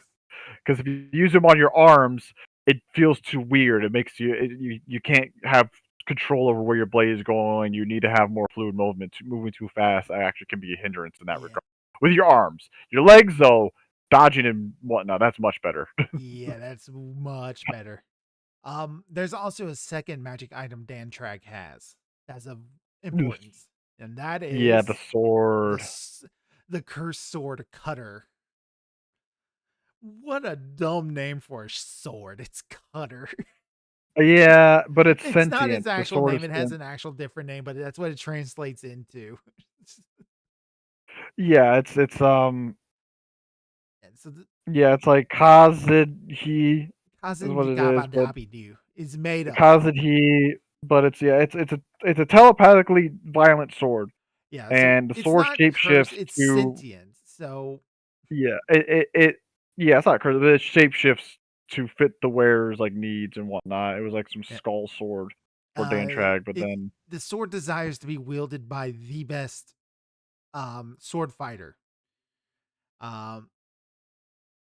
So it turns its pommel into the unicorn, and Dritz is then like, I prefer scimitars, and it gives it to Caddy. Yeah, I got the sword's like, well, fuck you too. Yeah, it's like what? What? No, wait! I can't change my blade. But come on, man! You better be good, Cadbury, and eventually Cadbury. Yeah. So well, it takes some coercion, but regardless. Before that, before that, so they eventually escape by using those time glass bombs. Yeah. To knock down a big pipe. I love Entry and Stalactite Caddy because Bree's back and forth throughout all of this, by the way, because Caddy yes, Bree is a yes. shit. Mhm. She's like, I hate you, and you're only useful because we don't want to die. And Artemis is like, you are absolutely off your goddamn rocker. Well, it's great too because even when she was in prison, they had that back and forth because it was a very similar position to when Entry, because Entry captured Caddy Bree. Entry does have a bit like Caddy Bree's kind of afraid of Entry. She does have that little bit of fear of him because of that encounter, the very beginning of when they first met. Yeah. Um, but yeah, it's eventually definitely overcome by this, especially when they're all forced to work together. And then yeah, they knock down a yeah, because stalactite, SB stalactite, stalactite is tightly on the ceiling. Yep, Yep. that's how I remember that. Stalactite or stalagmite? Stalactite tightly to the ceiling. Anyways, they knock it down and it falls into the big ceremony. Matron Berry is having a big prayer moment. They're It's gonna do all the big drow prayer. Big drow prayers though are kind of big like sacrifice and evil sacrifices stuff are and being whatnot. made, and like she's And rounding their everybody up. dome is and then it's destroyed, and it's just destroyed, and it falls through it, and it kills a lot of drow. Yeah, and everybody thinks Definitely that's angers a very clear and obvious sign from Loth that says no. And when in fact Loth wants it to happen, which is funny, yeah, but Loth. not for the reasons Benary wants to believe. No, Loth, um, Loth's playing a whole different game. Loth has a different agenda in mind, but they eventually though our three companions eventually escape after doing that, and Enchiri and Dritz bid farewell. Yeah, Not they're not homies they're not or homies. anything like It's that. like, all They right, are. I don't want to fight you. You don't want to fight me. We're far enough away I now. don't ever want to. Yeah, I don't ever want to see you again. I Vice versa. It's like let's just leave each other be. Bye. bye. And Dritz feels a little bit of pity for him too. So it's like Oh yeah, Dritz feels pity. Artemis just feels Just- nothing. Artemis is just like I just want to go rule a desert I place just want now. to At this go point, home. I want I to go don't want home. to be here. Yeah, I don't. I just don't want I to be miss here the anymore. desert. And Draxel's the one. Yeah, they go home, and now they gotta prepare Mithra Hall defenses. While Draxel gets to be happy because he's caused chaos. He He's calls the one that chaos, wins. and he's like, "Well, He's the that one part that was taken technically care of." wins. Yeah, that he technically wins. Everything is like everything I wanted to do is been accomplished, except it's not because Siege of Darkness decides. Guess what's gonna happen to you, Draxel? You're gonna be on your all that stuff and all the chaos is gonna bite you in the butt. Yeah. Siege of Darkness. Hey, Because congratulations, Charlaxel. You're the lead general. yeah, well, it's more so. So Siege of Darkness, our good guys are preparing the battle. Everything's like it's pretty much the battle. The first side of the book is like kind of preparing for it. Then at a certain event happens. I'll let Uh, you explain it though, Chris. okay. So during the first half of the bit, most of what the first half of the book is Bruner getting his A game back on. Um, and they're actually prepping. The Harkles are coming. They get the barbarians. We figure out Caddy Bree has a little bit of fight with the lead barbarian. Yes, that it convinces him. She also has a thing with the sword. That kind of makes her like the sword. It takes over her at one point, Yeah, but that's during and this. kind of makes the moves uh on Dritz. She says the sword flirts with Dritz. It's insane. It's crazy. Yeah, well, it exemplifies like those feelings that she has for Dritz, and The kind of sword has an orgasm while in Caddy Bree's body because Dritz picked it up. no, It, I don't remember that. it's Oh, well, shakes, I guess. Yeah, I don't know. Orgasm is the right word for that, but it, the book literally definitely describes it as she threw her head back in ecstasy. an ecstasy. Yeah. Yeah. But yeah. It eventually throws away the sword though. Eventually, though, Cadbury does get control of the sword. After that was like the only event, and then she gets control of it, and then those two start actually like talking about their feelings because the reason it has happened, it happens before the time of the magic thing, if I recall correctly, because they're on like the little cliffside or whatever. talking about their feelings and that kind of stuff Yeah. when that happens. If I recall correctly, I could be mistaken. It's been a bit. Yeah. So, the sword basically magic is going nuts because the first half of this book takes place during the time of troubles.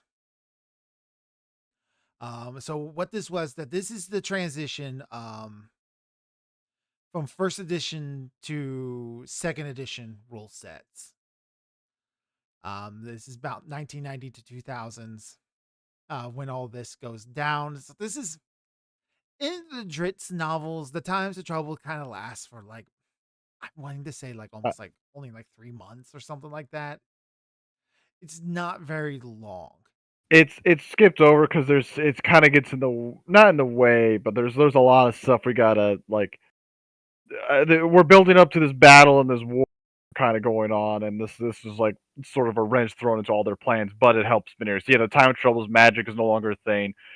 Guinevere is messed up by it because he's trying to get back to his plane of existence. It's on Yeah, they have. fire, Yeah, because he's almost and getting dragged into the abyss. So Calibri uses the sword to cut the figurine in half, which frees Guinevere. But kind of he's traps her real on the messed up. material plane, and she's slowly dying. Yep. Meanwhile, Draxel, all of his like gear, a lot of its magic items to help prevent people from reading his mind and weapons and stuff, it's all gone. So now he's all he has is his wits.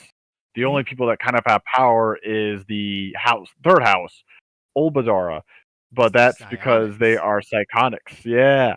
The And so they psychotic. are See making that moves. too. Both could be true. But yeah, they're making moves. She's attacking another great house, but kind of like not going for the main one, which Loth is disappointed in at one point because Loth herself appears to help Beneri because Loth wants Beneri to succeed, and Loth's like, "Well, I would have been fine if Obaldara beat you, but she Yeah. went for the lesser house. She fucked up. She lost her moment of time." She So she went to settle a petty grudge instead of handling like something far more important and then handling this petty grudge. So yep. yeah, the times of troubles is very strange. There's the one dwarf who tried to make the hall red, but just ended up making his vision see only red. Yeah, because they needed to fill in a spot for the cleric because the couple was dead, so Bruno was having like tryouts, and they were all kind of failing, but not because of their magic, because the time of troubles happened, Yeah. and this is like the time gods were being slain and whatnot too. But Yeah, yeah, so gods are walking the it's mortal realms and things are going into chaos. The times of trouble themselves are a huge event in the Forgotten Realms. And I just have the feeling that R.A. Salvador kind of went, yeah, I don't want to deal with this.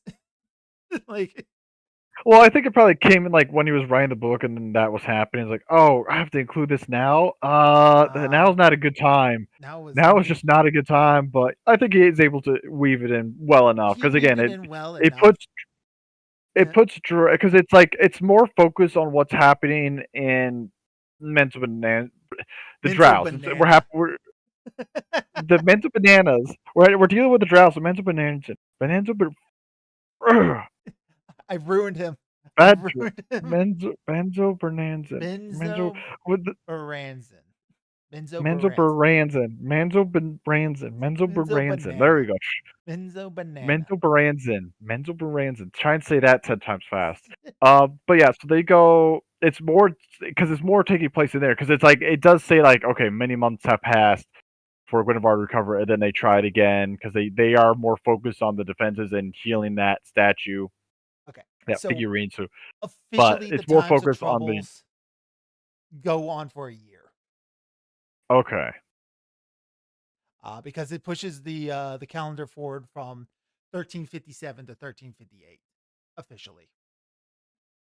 Gotcha. Uh, we also have Loth gets a prominent feature during this time in the books. Oh yeah, like I Uh, said, the Drow are like the focus. I think more so than ever of the first because it's like I said, Drax is like the main character of the first half because like the times of troubles are not focused on our heroes that much aside from Guinevere.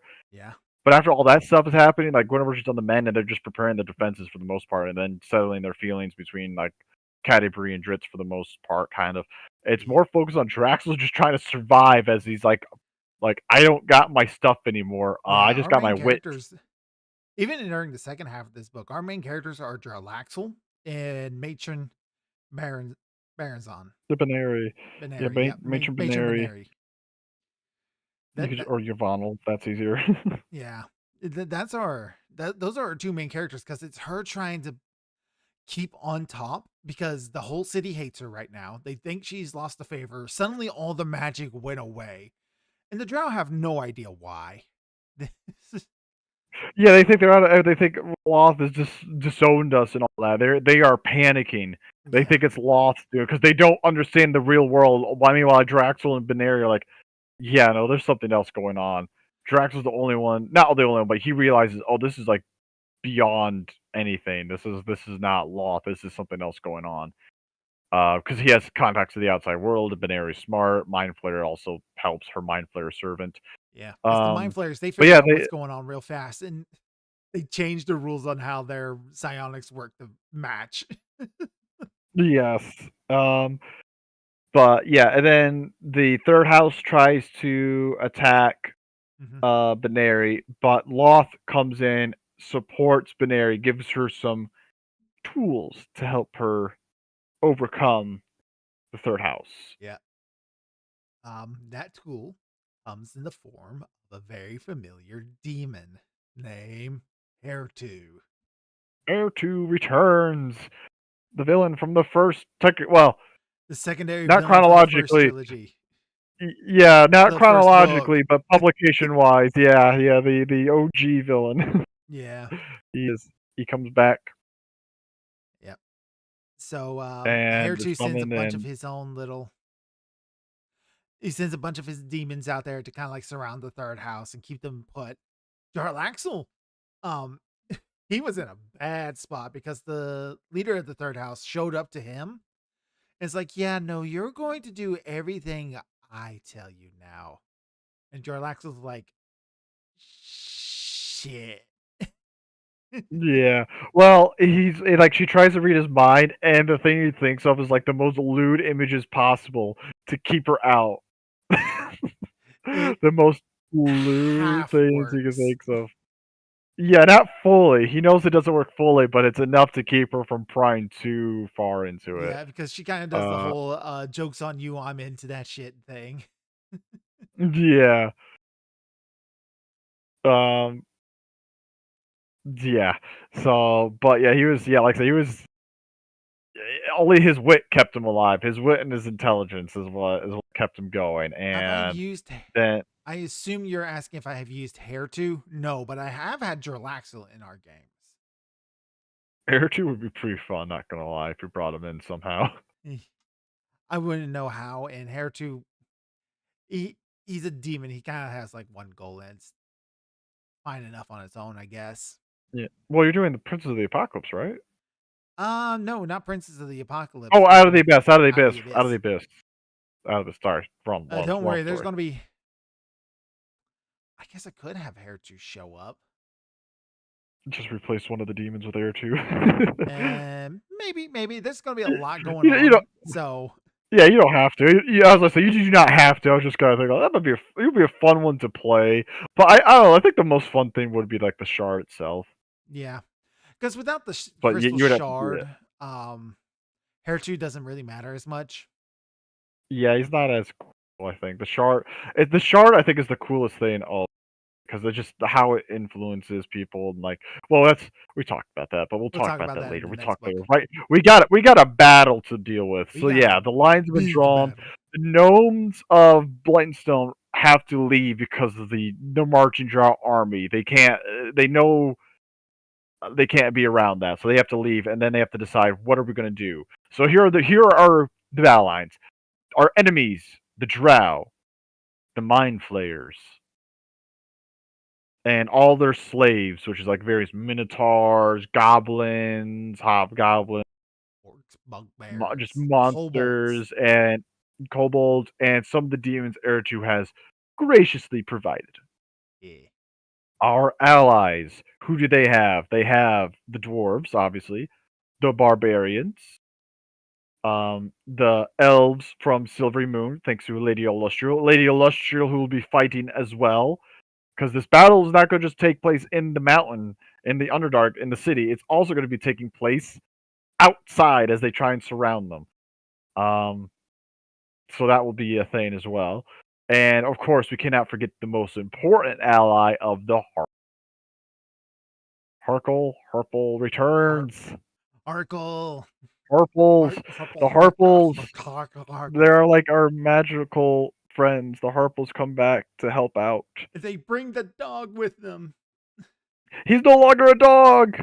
Kind of. He's a Kind furry of. Well, it's now. great. He's human, but he has some side effects from being a dog for so long. Yeah. They jokingly say they preferred him as a dog too, which is kind of funny. But It's like, what an asshole more move. We preferred you as a yeah, dog because he's real cool. He's the most reasonable and level headed of the Harples too. So, yeah. Bitterdew. Bitterdew yeah, is the Bitterdew. name. And they brought the one guy Bitterdew, who but turned yeah. a frog into a horse. He breed horses and frogs together. Oh, I forget his name, but poor him. He does not survive the battle. He He is does slain. not. Yeah, I He is remember his killed. mount was called Puddle Jumper. Yeah, Puddle Jumper dies Poor too. Puddle Jumper. I mean, like that guy was a Dude. boss too. He was like, I'm running out of Oh yeah. spells, but Oh, I'm they not out of were no. options yet. And then he blows A up. lot of the I forget their names, which is a shame, but those characters, like the outside ones, they get messed up bad. Led by the lizard dude, not lizard dude, but led by the guy who rides on the lizard. The Yeah, now first, the first son for Benari. I forget his name, but he leads the battle outside, oh, and the a battle. lot of the battle outside is like it does not go well for our allies for the Yes, most part. A lot of them are killed. Illustrial uses all of her magic, her fire chariot. She has to use everything she could to like help them. And just even to then, it was help. not enough. Not until the sun arises do they win the battle because they drow fear the sun and it hurts them, and so they're able to turn the tide and win because they don't understand the sun. Plus, it because they've been on the Underdark so long, their eyesight is not used to the sun, so it kind of blinds them, and Yeah, because they're able to. oh my gosh, so the battle on the surface really, the Drow kicked ass. So on the surface, Mhm. we got the barbarians, we got the riders, we got the silver knights from illustrious silver knights. We got some riders from some of the other towns that they did not send enough to help. Like it is more of an honorary force. Like, yeah, we're here too. It's like 30 dudes. Um, and like I Yeah. remember specifically, only two of them survived that whole fight. Oh, of the not the Silvery Moon guys, but The other the town that racist people. rejected them. Yeah. Yeah, yeah, the start with an N. I can't remember their name, but they didn't send that many guys to begin with, and they were kind of arrogant and whatnot. But yeah, Yeah. only two of them do live. They did keep the fight though. Like I said, it's like one of those like things where like that there should be song sung of all those that have fallen because the Yeah. generals, the leaders, a lot of them died, but they put up great fights. Berthgar, I think, is the one I was going to remember them the most because he He, pronounces it. Berthgar is the leader of the barbarians. His yeah. name will be important. I really like him. He's a cool character because you kind of get where he's coming from because he's antagonistic to the dwarves because they won't give him Aegis Fang. Um, which I'm going to be honest, Aegis Fang probably would have helped a lot in that fight. Yeah, but I liked what Carrie Bree said. It's like, do you really want to be living in War Shadows, or do you want to make your sword famous? Do you want to live in your own Yeah. name? You don't live in the Oh, shadow, his which is sword had a dumb name. It's like Blunkenhammer or something like that. well, like, he gives it a new name after, which is much better. Yeah. But it was funny though because Carrie Bree was right, but because of doing that, it makes Earthguard do that. But then it's like, okay, now we're leaving. I don't want to be in Wolfgar Shadow, and it's like, you undo everything Wolfgar set out to do. Has just been undone. Yeah. That is it just makes like everything all accomplished with achievements just in vain. And So the Saren Fiblin, they show up on the surface following the mhm. Drow, and they They bring are the like a ones force that of like 300, and they lose half their number. yeah. Belgar warns one of the guys. He respected. Was it the one that was doing all the trading stuff Yes, with it is. Drax, I believe? Yeah. Yeah, he died. He was the one that died, but he proved himself a fighter then, a leader, Hmm. and he was slain. But and Belgar, I remember like more like was like weeping over his body. But without the gnomes and the sun, they would not have won that battle. It was like a culmination of those two things. Yep. Because the fight inside Mithril Hall itself went a lot better. Hmm. So The fight inside was much better. I mean, you get all the Harkles, or not all the Harples. Harple had the ingenious idea of how do we beat the Mind Flayers let's from like, replace our brains with our butts. yeah, just switch them, transfiguration, without them knowing, of course, because you don't realize that. Yeah. It's such a let's It's such a stupid thing, let's replace our but it's brain great. cavity with our anal cavity. So when the mind Hmm. flayers stuck their tentacles in there, they got a mouthful of shit. Yes. And Yep. And it distracts them long enough for them to kill them, yeah, and it makes them burning like hands. gag and like, what's happening? So yeah, the mind flayers are pretty much slain. They not the one mind flayer servant was really good for Benari because that's how she's able to keep control of everything and know what everything's going on. But the mind flayer has its own agenda. Yeah, he's It like, I'm doesn't not betray dying for one of this. the yeah, it doesn't betray one of the her kids. Like doesn't betray their thoughts. Betrays another thought of one of the houses that wanted to leave, and she uses the demon to kill Yeah, that him probably was a or kill mistake. her. Yeah. Benari made mistakes and it costs her the battle, but our heroes know that it's the battle itself is not gonna you only win this if you kill Benari. Yeah. So they're like our A team going through the tunnels again, which they all know about. They go through the tunnels and go and fight Benari. And for a brief moment it looks like it's all gonna come to naught because of the magic and whatnot, except there is a This thing so from Hair 2 sets up this plan. He gave one of his Glabrezus because Hair 2 can't come to the mortal realm himself because he's banished. Uh, so it's like for 100 years in a day, he can't come back. So he gave his Glabrezu this box because one of the things that the Times of Trouble introduced is areas of anti magic. And Hair 2 basically has one of these bubbles of anti magic trapped inside this box. So the Glabrezu opens that up, and for just like a split second, nobody has any magic. But Dritz is primarily a martial fighter. So that is what gives him the upper hand long enough for him to get the kill on Benari. no, he's not the one that kills Benari. Right, it's Brunar. Brunar gets the Yeah, kill on Bruner Benari. does it. Bruner or Battlehammer. Oh, also worth pointing out, his ancestor is no longer a ghost because of the time of troubles and whatnot. She broke the tooth.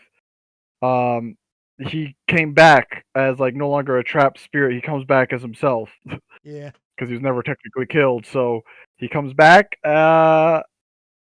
He Starts gets a good couple hits on Benari before he gets like recaptured and whatnot. But once Brunner kills Benari, uh, they reunite, and now it's like we kind of have two reunite kings. me for the first time. So Me for the first time, but like the kings sort of like the king is now in charge. It's like one of those weird like, what do we do now that we got two kings here? What's the happening? line of succession is not clear anymore. Uh Yes, but Brunner does. He has a he makes a decision in the next book, but yeah. it's Uh, regardless, yeah, the battle is won. The Drow leave, and it turns out Loth wanted this outcome. She wanted chaos and Men's Bonanza because everyone was being It was getting too stable. too stable. This is Loth, goddess of like chaos and stuff and She is intrigue. She chaotic wants this. evil. Yeah. She wants violence and death and destruction. She wants all this stuff. And because of Ertu's help, she's like, "All right, thank you for helping me. You did everything I wanted. Now I will give you the key to your freedom." And gives him a mysterious He's figure. prisoner. Ooh. Ooh, who could it be? Uh, Turns out it's a and we don't know yet. mystery. We'll save it for a moment. We don't know. Yeah, but I think both of us guessed it like pretty much early on. Like it's this. Yeah, I said It's him. it's either this guy or this guy because it's very obvious. What souls we were told that it's something that Dritz would want to save. And so obviously there's only two souls available to Loth that would be that's Zachnafane and Wolfgar. Zachnafane being sacrificed to Loth, and Wolfgar being killed by Yugith or whatever they're called. So obviously those are the only two options. In the book goes out of its way to not tell you the name up until like a certain point in the mid of the next book. So yeah. Mm-hmm. I heard slight little clicks. Are you building Legos? Oh, that's my water bottle. I was drinking my water. I was getting the last drop of it because it's empty. No, you saw I posted that. I built Bowerdir. Bowerdir is done. Yeah, you got it. Yeah. I need a house though, so I can actually house space for my Legos. I can't build anymore. I got no room. So Just build depressing. yourself a house, man. I have Legos. Yeah, I don't think I feel like the big bad wolf comes in and doesn't need to blow it over. Really? Really? Well, no, Just the take third this one little piece piggy and all. built his house out of bricks and it was fine. Yeah, Lego bricks, huh? Just get a hammer and you're good. For goodness gracious, the heat waves and all that here, I'm sure melting sun. The house just starts smelling. Hear that dog meme? This is fine. Yeah, this is So at the end of Siege of Darkness, which I think we both agree is the best of these four. Yes, Yeah. yes, for sure. We both really It's like a culmination of books.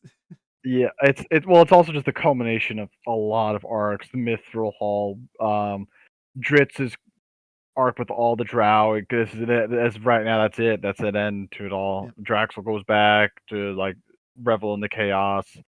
The Mind Flayers need to figure out who's like everything's been resettled. Like everything's just I don't know. All the plot lines, the dangling plot lines, it all comes together except for one, and that is Heir 2. Heir 2. The Heir 2 plot line is the only thing left at this point. Yep, that's the only dangling one, and that gets wrapped up in the Passage to Dawn. So we have a time skip. I think it's like 6 years. Yeah, 6 years time skip. Yes. So Dritz and Canterbury have left Mithril Hall and are basically sailing up and down the coast, the Sword Coast, with Captain Dudermont. Yep, and his wizard Robillard. Yep, and his wizard Robazar. Robazar is awesome. Robillard, yeah. Yes, he is like, yeah, he's a guy you want. If you're gonna have someone on your ship, he's the one you want. Yeah, when we first meet him, he's kind of like being described as kind of like just this salty, jaded, no fun, stick up his butt. It's like wizard, like, huh? But he's a real softy on the inside. Oh yeah, he's a softy at heart, but he comes through too with like especially during the storm. Yep. Um, During the storm and everything. Yeah, our introduction to him is casting gust of wind into the sails. He's just like sitting on the deck and just waving his hand. Boredly. Oh, you cut out there. You might need to get closer again. Yeah, so he's sitting on the deck of the ship, just waving his hand at the sail. So it's really Harkle that gets him out of his shell because he was just kind of doing that boredly. He's a friend with the same interest. Yes, and it's those two that compete. I think that's really what breaks him out of the shell. When at one point they're fighting like this undead zombies, and they are just competing with spells and who can do it the best. And Harkle, we're getting a tad ahead of ourselves. Yeah, just a little bit. We're just a little bit. But I just talk about Rolbilar because I think that's pretty much it after that. Yeah, with him. We'll save that for a bit. He's a minor character, so that's why I like bringing that up now because we'll forget it. Yep. So they're hunting pirates and they pull into Waterdeep. Oh, we did forget one thing. Bitterboo. Who does Bitterboo and Siege of Darks in the battle? Who does Bitterboo get to be with? Who does he have to team up with? You remember? Bitterboo. Which one's Bitterboo? He's the Harpo that turned into a dog. He gets a thwimp. Yeah, he gets stuck with Pwent, Thwimp and his the battle dwarf that rangers, just and they all like him. yeah. They like it. Well, because at one point, because he's not a dog, he's a human, but he grabs like I forget, not a drow, a monster of some sort, like by No, his it is neck a with his bare he. teeth. So we Oh, is it talked a about drow? this He drow kills it with his. briefly, but he's not really important. It's like they tried to build up that this is going to be drow Dritz's big sword fight guy. Oh yeah. And I forgot his name. He had a trident. He had a trident. And the way he's described, it sounds like he's almost like half drow, half demon. Um, Kind of like because he's like described as really big and bulky, which is odd for an elf. Um, and he's clearly got like some rage issues and like a nasty temper. And now with the last sword master who died in the last book in Starless Night, he's now the best sword. He's now the best fighter in Minzo Branson. So, and it's like it's labeled like they had a three-way duel between him, Zach Nafine, and um Dang trag. Dantrag. So it's like, well, I wasn't able to beat Dantrag or Zachnafine, but the student of Zachnafine beat them both. So if I beat Dritz, I'm now the best. Now he gets Doesn't get killed. the chance. It gets overtaken by the battle raging dwarves, and Over. then Dritz Bitterboo shoots ripping out his himself out a throat. catapult at this dude. So the dwarves have like this sideways catapult to launch rocks straight down a tunnel. Thwimp puts himself in one of these and launches himself at him and like brawls with him for a bit before the wizard Bitterdew comes in and bites his neck off. He dies to melee combat to a wizard. Yeah, to a wizard of all, which is great though, and they love him for it. Like, yeah, Yeah, Bitterboo. we got a Oh, wizard. He's our wizard. Our wizard. or was yeah, it's great. He just and he doesn't even realize what he did because like the dog kicked it again. Sorry. Whoa. Oh no. Yeah. All right. He just goes with it, but it's great. But anyway, 6 years later, privateering, and they did some privateering stuff. Dritz and Cadbury, they're getting closer together in their relationship, and then they go when they go back to town and whatnot. Deutermont is attacked by a doppelganger, Yeah. who they quickly figure out it's a doppelganger, thankfully, and they kill the doppelganger and rescue Deutermont. But now it's like, why did this doppelganger do this? Why did the doppelganger want to go to this specific place? We have to figure this out because Erchu likes mystery. He wants to put the characters on a chase because that's what he likes to do. He Yeah. doesn't want to make things too easy. It's the demon in him that's coming out at the moment. Yeah. He likes to have He's fun. got to bait the trap. And so he leaves a trail that the first they go and visit a safe haven for pirates. They get Harple at some point during this because Yes, the Harkle fog of basically invented a spell that would allow him to see the future, or and be able to change events in the future. not change, but lead to it. It's like fate. It's they call it the fog of fate, Yeah, and this his spell that Harkle created essentially allows them to like get closer to the fate, to what answer they like, to where they're leading essentially, or where they need to go. However, if you go too far, and then it'll reverse, and it yeah. doesn't Basically, if he kill it. reveals too much, he gets sent back to where he started when he first cast the spell, Yes. which led to a hilarious scene of him casting Water Walk because he finds himself out on the ocean. He fireballs the ship but Yeah. misses. Well, he's trying to figure out like, oh, why did fate want me to be here? That's weird. Thanks, fate, but why am I in the middle of the ocean? Oh, hello, friends. Dritz, Ketterer, you remember me? You think about me often? You don't write at all. What the heck? No, we don't think about you at all, actually. Yeah. Harkle should be thought about. Harkle is I love Arkle. He's just a dork. He's a geek. Mhm. Um, so And he comes through a lot in this, yeah, he comes especially this through a one. He lot. saves He's a them a lot. competent wizard, but not competent at much else. Social skills, but I mean that's also the charm is what brings out. So, you know. But yeah, so they go to the pirates. They have some issues with the pirates because Mhm. They have to run pirates. away. They get that one guy who's like, "No, we weren't going to betray you." I don't know why they didn't. We get a whole scene of they got a cannon, and Dritz does this whole like monologue about how it's a very strange guns bad moment, which I Yes. Well, 'cause it defeats. I think it goes through like magical stuff too when it blows the thing up or whatever the ship, yeah and it's just like, whoa, this is gonna. That's not good. That's gonna overtake like everything. There goes honor. There goes sword fighting. There goes this. There goes yeah. It's like yeah. It's kind of like a bad guns. It's kind of like the generic like technology is gonna. yeah because we get one of his inner monologues about basically his first encounter with these cannons in an earlier book too. And he's like, if any idiot can just shoot on command, there's no point in defending yourself ever. And it's like, what is this bullshit? Yeah. Well, to be fair, he does this because the cannon, when it blows up the gunpowder and stuff or whatever. It just destroys like a ship and like sets the whole thing. It's like a huge explosion. It's not just like a regular cannon fire. Yeah. It And, fires and it has a huge impact. So it's like kind and of to be fair, messes with smoke the powder in Dungeons and Dragons is a magical alchemy. It's not actual gunpowder. Oh, okay. I thought it was just another word for gunpowder. It's not. It is different than actual gunpowder, and not to mention it's also like medieval gunpowder, which is different than the most of the things we use nowadays. Um, Yeah. it's the difference between like setting off a barrel of gunpowder and actually just setting off a bullet. Um, so you got that, and it's strange, it's weird. Um,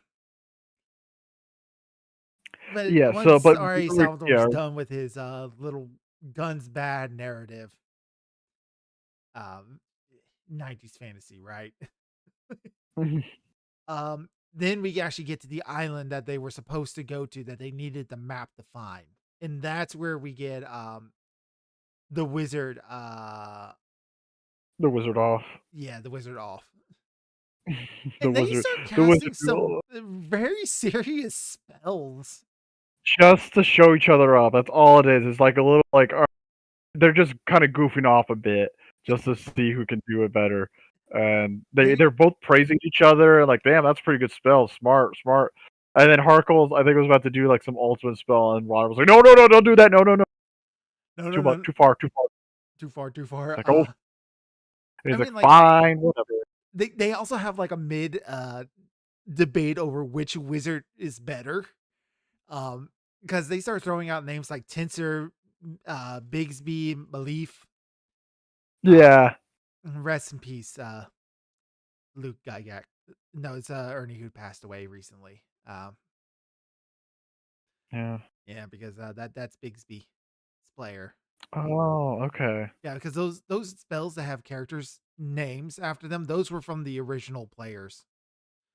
Um, like they're the actual like original characters made by Gygax and his kids and friends and TSR employee the first TSR employees. Gotcha. So yeah, Yeah, rest in peace. we're losing them Rest in one by peace. one. That's unfortunately that's life. That's the sad thing. And especially we're young, we're gonna hurt all of it. Assuming we get to that ripe old age and whatnot, but you know, Ripe old age of 40. I like the ripe old age of like 80s, 90s. I mean, if that's where how far you want to live. I'm just I'm trying not to gonna. get to tomorrow, dude.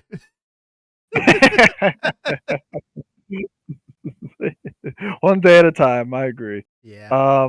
But yeah, so yeah, they do this thing, and then they eventually meet a hag who gives them a riddle, Gives them a riddle, and and they have trouble remembering the riddle because nobody was paying attention. not paying attention, but it's just like it's hard to remember. Only Hark fully, and the problem is the fog of fate. He read too far into it, so he knows the answers, and he's like, "Crap, I remember the riddle. They don't. And so They're misremembering it. He's trying it, but if he helps too much, then and gives them answers, then might be too far with it. So it's like, yeah. crap, crap, crap, crap."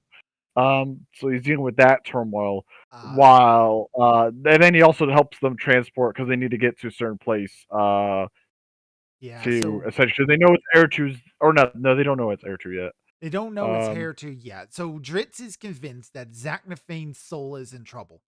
And it's at that moment that he says Zachnophan. It's like, so it's Wolfgar. yes. It's like, I was thinking Wolfgar beforehand anyway, so like I think it's Wolfgar. Then it kind of got spoiled for me early on, anyways. Like, oh, whoops. But then yeah, even then, when they said Zach, I was like, no, it's still Wolfgar. Come on, guys. yeah. Like I was kind of like up in the air. It's like it's either one of these two, and I was like listening through it. I wasn't making a decision, but the moment they said it's Zachnophan, it's like, so yeah, it's definitely Wolfgar. It's definitely Wolfgar. Yeah. Because I wasn't falling for But that yeah, red herring at all. yeah, no, it was pretty. Yeah, it was definitely obvious. Like, yeah, it's Wolfgar. Even beforehand, especially with the riddle too. It's like how it says like, it's no. Why would you think it's Zach? It's Wolfgar. Come on.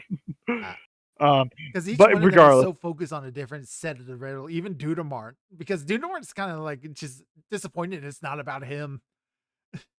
well, it's yeah. Dritz is upset that it's about him because he Yeah, hates that of his course it's wife is. me. He has a very Yeah, much. yeah, pretty much. Yeah, that's what he thought. Like, of course, because they all thought it was like Deutermont, something. Like, I'm gonna figure out what that is, and Dritz Yeah, was kind of like, Dudamart oh, thank thought goodness. like everybody thought, so Dudamart made somebody mad at some point, so we got to figure out what is all going on about this. And Yeah, then it's Dritz. then the Dritz hag is just tells like, Dudamart off is like, I'm not wanting to talk to you. I want to talk to that one. yeah, And Dritz is like, oh well, yeah, of course it's me. It's always me. yeah, and he feels so bad too. It's like trying to, but yeah, they get caught in a storm, and then Harkle uses a spell to transport the ship to the into a Yeah, middleable lake. we get separated from the one other wizard. Yeah, I forget yeah, his but name again. Roland Nerd, but Roland. he's fine. He has an He's fine. he He's has a water storm sorcerer elemental. basically, so he's gonna be fine. Well, he has a water elemental to save them. That's pretty much what. And Yeah, he's like, "All he's right, got take me to this place." They're like, "They're not there." What do you mean they're not? Oh, okay, okay. I guess they'll take me to Harkle. Waterdeep and I'll wait. Yeah, take me to there and I'll wait for them. No, Harple saves them. Roland Yeah, Bard's the one that gets left behind. Uh, saves quote unquote. He yeah, teleports them to an inland locked lake. yeah, he saves them. Well, he takes because that's where fate needed them to go. They needed to be near to take to the piece, Catterley and whatnot.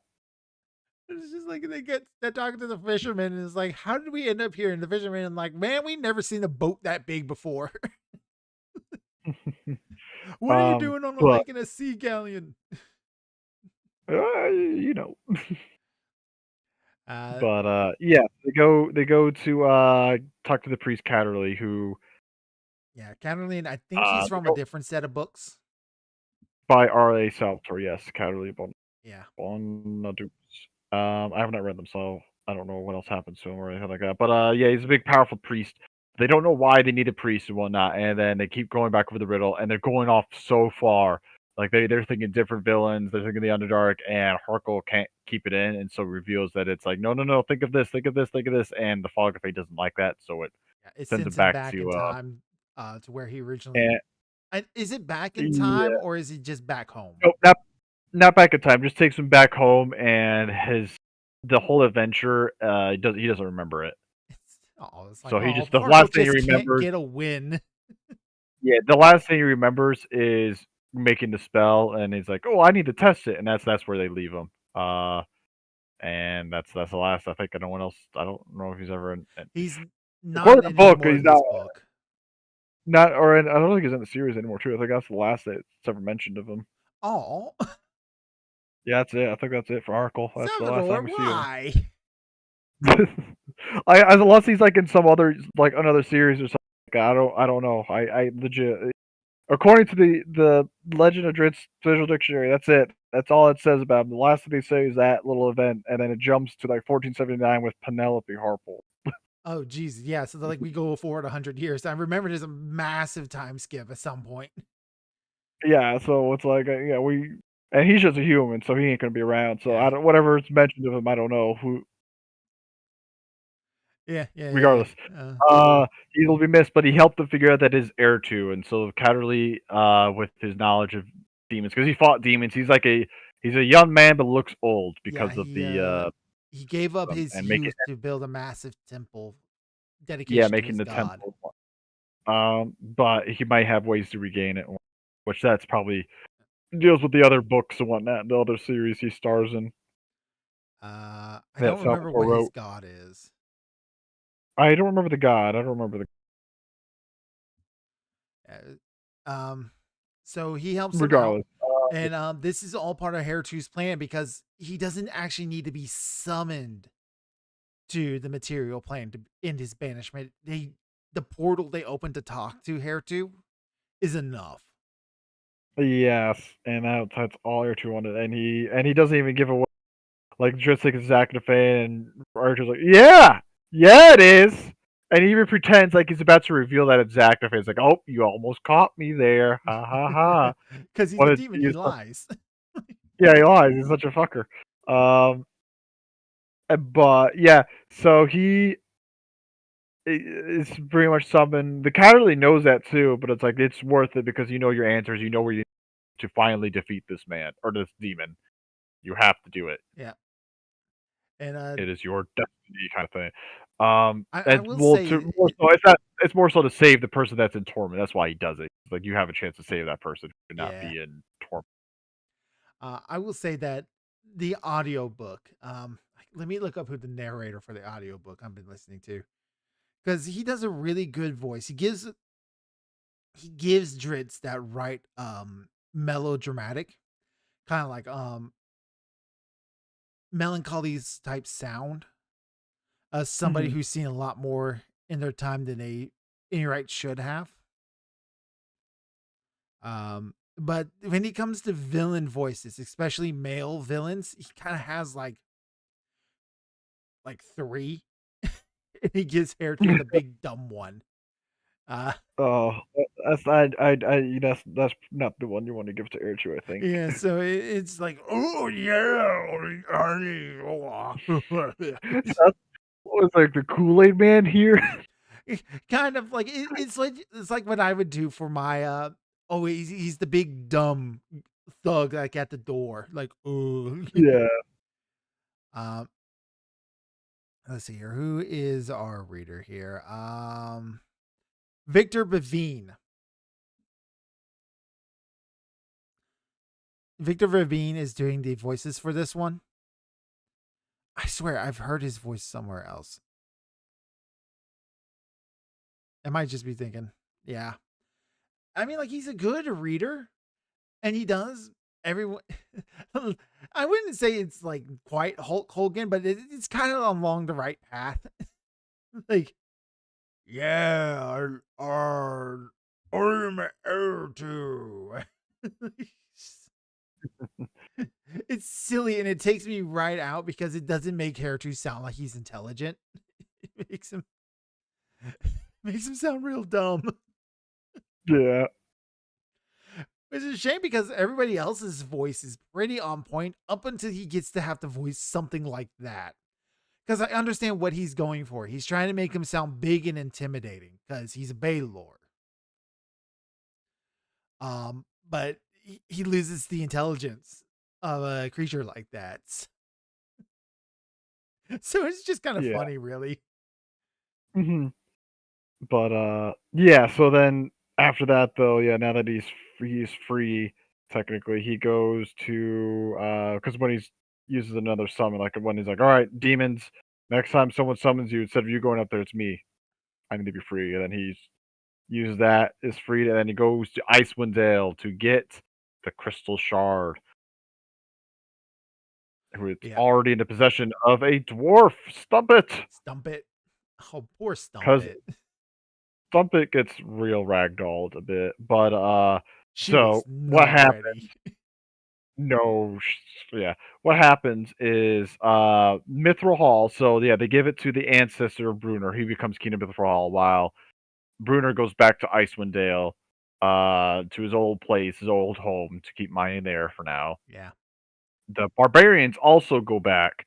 Berthgar asserts control of the clan that left and the clan he's currently with. So he's now the ultimate tribe leader, much to the disappointment of like uh of pretty much everyone, really, because everyone's like he's undoing a lot of the the diplomacy stuff with 10 towns that was set up, the And trading. we They're get a going return of to that one older barbarian Wolfguard left yeah, behind in reach charge. back.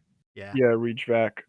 But it's a Rev Jack, whatever. But it's just like a shame, or it's like going too far back. Like that's one thing to be like nomadic, but now you're going like all the way back to like essentially possibly like fighting Savages, 10 basically. towns. Yeah, to fight 10 towns, and it's like that's not how you should do that. Now you're And, gonna lose again. and we have another character here, whatever. Rev Jack's son, Yeah. whose name escapes me, Kierstad. There we go. Yeah, Kirsten. He's Yeah. got a lot of troubles on his mind for like because he does his trial to adulthood. Um, which I thought it was kind of neat. You got to hunt a deer and eat its heart. Gain the basically you got to have the deer within you because there's a tribe of the elk. Yes, It's like and his yeah, it's an interesting thing. It connects with the tribes and stuff. I like that. But his thing is because he was with like he worships like kind of Wolfgar and his dad, but serves the Berthgar because he watched Berthgar in battle. I don't know if he fought in the battle specifically. I can't remember. I But I think know he he was there. was. I think he I think was. He so as probably well. wasn't actually like a fighter. He's probably like more like one of those errand boys going back and forth between back lines and front line stuff. No, that would be for the women tribe stuff because they're Well, I mean, like like he that. was also a child, so Ah, yeah, that's true. yeah. Yeah, I don't know. These tribes though, they're very like, how old are you? 10? You can wield a sword. Good for you. Yeah, here's a short sword. Stab something. It'll be great. You'll Good for learn a that. lot. Just sit back here with the Oh, archers or something like that. yeah, yeah. Have fun. Have fun. Yeah, take that crossbow. You can fire a couple shots. Yeah. But yeah, but yeah, he's important because he's like troubled by the tribes and the infighting and not being able to because they Berthgard doesn't want to talk to the dwarves, especially Brunner. He doesn't want to deal with 10 towns, and Kirsta doesn't really quite like that, especially with how his father has been treated, and Bruner's he not doesn't really know. helping the matters either. Bruner. No, but Brunner, I'll also you know Brunner when you know Berthgar's going down the wrong path, so it's like Brunner's like, dude, Brunner tells him straight up, dude, you're doing everything wrong, and Brunner kind of again, you're undoing all that Wolfgar did. The guy you kind of like say he's your hero, but you're undoing everything that he stood for and tried to accomplish for the tribes. Yeah, and he's my son, so I'm gonna be a little upset with you. But that is like kind of the conflict that's going on there. Stumpet stumbles upon the crystal shard in a run of mount hiking kind of stuff, and then the shard can't really do much with the dwarf. Dwarves are too stubborn, Dwarves are too especially stubborn, Stumpet. and Stumpet's a cleric, so the sword's like, I can't alert her god to something. So Yeah, I can't push too far, and then the shard's like, oh, air two. here too. Oh, I oh, will. I don't like you, but you're. Eh, I can deal with you. here too, my love. Yeah, Here too, you senpai. yeah, yeah. Uh, Doesn't like Air because he can't really control Air so it's like, it's a but better at least he situation than wants. what he's in. Yeah, it's someone that wants the shard and wants to use the shard, which the shard. Yeah. So yeah, the shard like makes stuff like go outside, and then Air finds Stuntman, like traps her soul in her rain, uh, and uses like the Stumpet body as like kind of like a mindless zombie. Because the characters eventually all the characters reunite, Yeah. and they're like, "What's going on? What's the plan?" And then they see Stumpet just sort of walking out into the wilderness of the Icewind Dale. It's like, oh, follow Stumpet. Something's wrong with Stumpet. Yeah. Everybody follows Stumpet. Meanwhile, I think the barbarians are getting ready to like they're doing with a whole lot of like transitioning of power and um like they see I don't know if they see Stumpet or if they find tracks afterwards and it's like, well, we gotta go They I think they find the tracks. They find the tracks, and I think it's because not of the I don't think it's stump it. It's the people Air 2 is getting to his control. It's like these Yeti monsters. Yeah, I think they're called And tears. yeah, and then because he's making the shard, and the shard's like, I don't really like it, but he's got something. He doesn't like Air 2's plot for revenge, but he's at least like, okay, you But got a quick army with you. You got demons at your behest. All right, that's something. because But the shard's like, Shinemon wants conquest. yeah, not in the mind for revenge. And the shard tries to like control Eritu and succeeds briefly, but Eritu uses the coffin from the time of troubles that knocks out all magic to get that thing out of its head for a bit. But it's like I can't have that happen. And the shard retreats back forcibly, but the shard doesn't go back. But the shard's like, all right, next time I do it, I can take him. I can control him. Well, if I need to, eventually I will dominate this demon's mind, and that's kind of scary. Where it's like this shard's like I can deal with it. It's fine. Because once again, Hertu is a Baylor. He's not Yeah. just some greater demon. He is one step below a demon lord. So Yes. And it's funny because it's the battle of wills, and eventually Shard knows like I will eventually win, even though he's a greater demon and strong, but I was like eventually I will win, and that's kind of I don't know, I kind of think that's scary. It's like oh, Shard is frightening. Shard's done messing around. Hmm. I think But yeah, our yeah, heroes. Hertu uses the antimatter box on the shard at one Yeah, point, and it shatters the box. And yeah, Krishinamon to says yeah, basically goes, "Don't ever do that again." yeah, and that's because but that was essentially Ertu's last thing to do to like keep it out of its head for a bit. And the shard's like, yeah, don't ever do that again. But the shard's also like, now you don't have anything to stop me, so eventually I will win. And so long as our goals align, you don't have anything to worry about. But Hmm. honestly, a demon like Hertu, he will want to maim and murder and cause chaos and conquest. Like eventually, Hertu will give in because it's just his nature. Yeah, and that's why Ertu always wanted the shard for that purpose. But right now, his purpose is revenge, and that is the undoing because that's you don't fight Dritz, especially when you don't have your full might and power. You get some cool demon stuff that helps demon. I don't Yeah, know, cool, he but you pulls get your demon some underlings to he pulls some cool fight. demons. He brings that Glabrezu from the last Yep. book because Hertu made a promise to him and he actually upholds that promise. That's interesting. Hmm. But he also brings this 6-arm uh snake lady. Who they pretend for a bit was Zach. Like it's Zach, look, Zach, and then it's Zach. It's not Zach. It's not Zach. But yeah. So our heroes, yeah, they essentially they assault because they made another crystal tower, so they assault the tower and whatnot. And it's a fight. They are fighting to the brink. Yeah. Canterbury falls in the water at one point. Oh, that Um, was terrifying because yeah, that is Arctic water. yes, and so she's nearly freezing. Uh, your Bruner and Dritz are on the wits end as they're fighting Air 2, and then it's ice wall cell thing that, oh look, it's not your father, it's Wolfgar, and he's gonna watch you die. Gonna watch you die. And then that's Oh wait, they don't know. They don't know it's Wolfgar. It's a silhouette figure, and it's like, look, your father is gonna watch you die, and it's Wolfgar trying to break through the ice, kind of thing, as he's watching it happen because yeah, Urcha's been torturing Wolfgar for ages, or 6 years, and 6 then but years. Kirsten comes in with the hammer. He stole the hammer, and he's led like kind of the Hertu just barbarian. smacks him. That's great. Yeah, Ertru knocks them out, but the hammer doesn't follow. Yeah, is still attuned to the one that's alive, and that is Wolfgar. And so the hammer helps break Wolfgar free. Yep. And then they're like, Uh, and they had that briefing like, "Oh my God, Wolfgar, you're alive!" yeah, and And Dritz is Wolf, like he's ecstatic that Wolfgar is alive, but he's disappointed because Zachnaphine's not there. yeah, it's a mixture of feelings. It's like elation and disappointment. And it's not like it's like portraits. Poor He doesn't Dritz. know how to handle those feelings. But I mean, they were about to lose though. He chucked Guinevere. He didn't want Ertu to have Guinevere. He chucked that one into the water, and Bruner was like, "That's a good one, good call, my lad," or whatever he Good says. call. Yeah. And then Kirsten comes in, and then Wolfgar's free, and then they are Gaddy Bree able arrives, to. we stump it.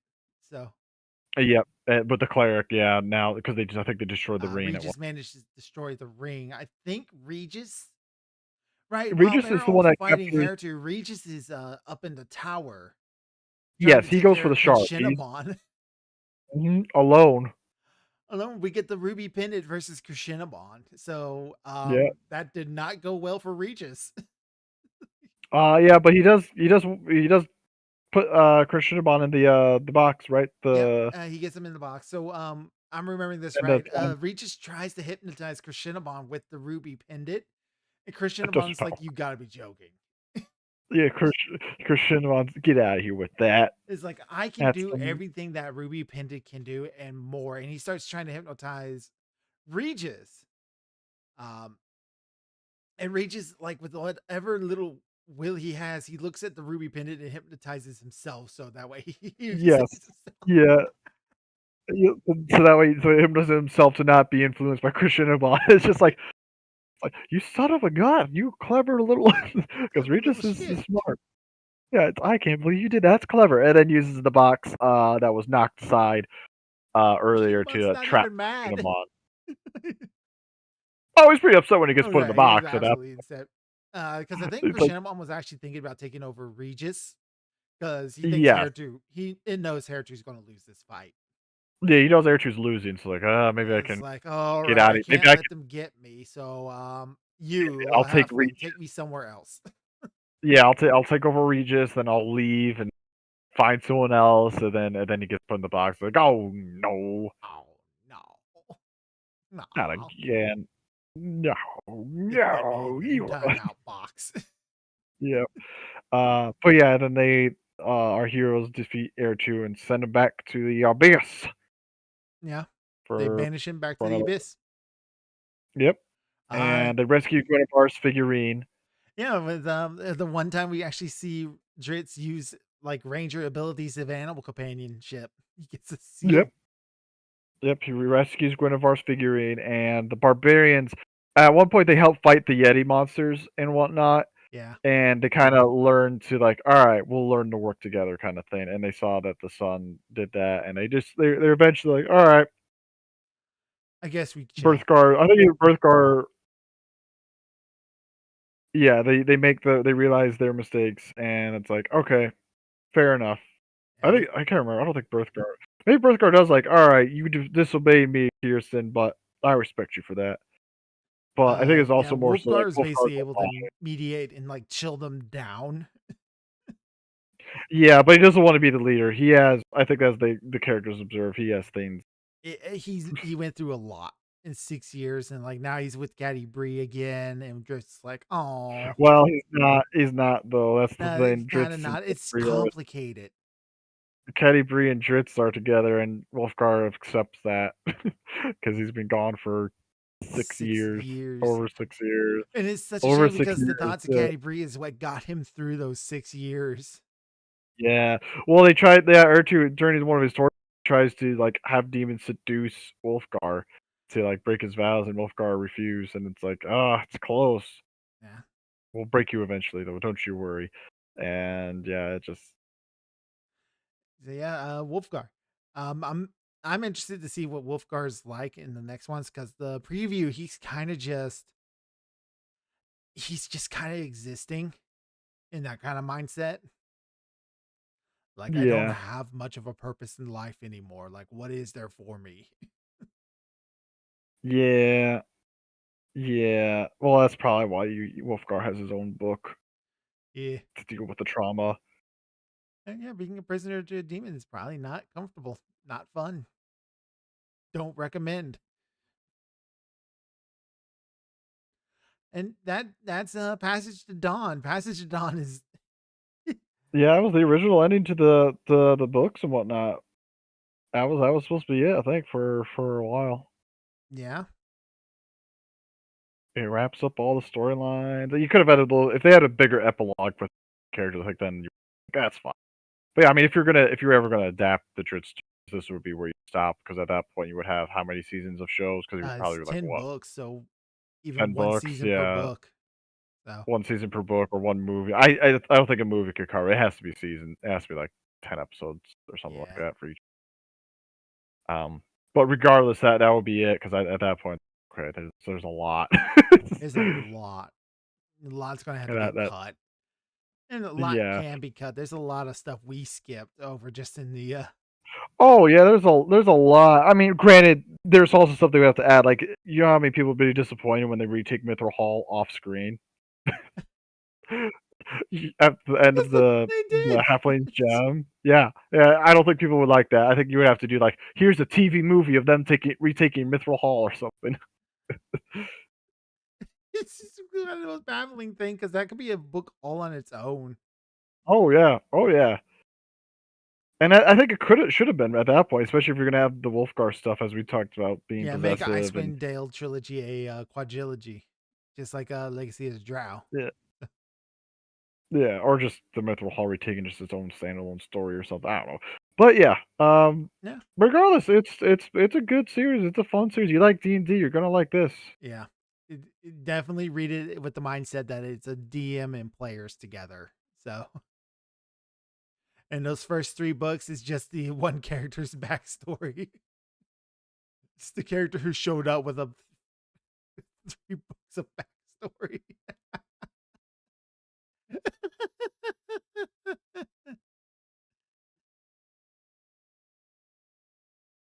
It's great though. Yeah.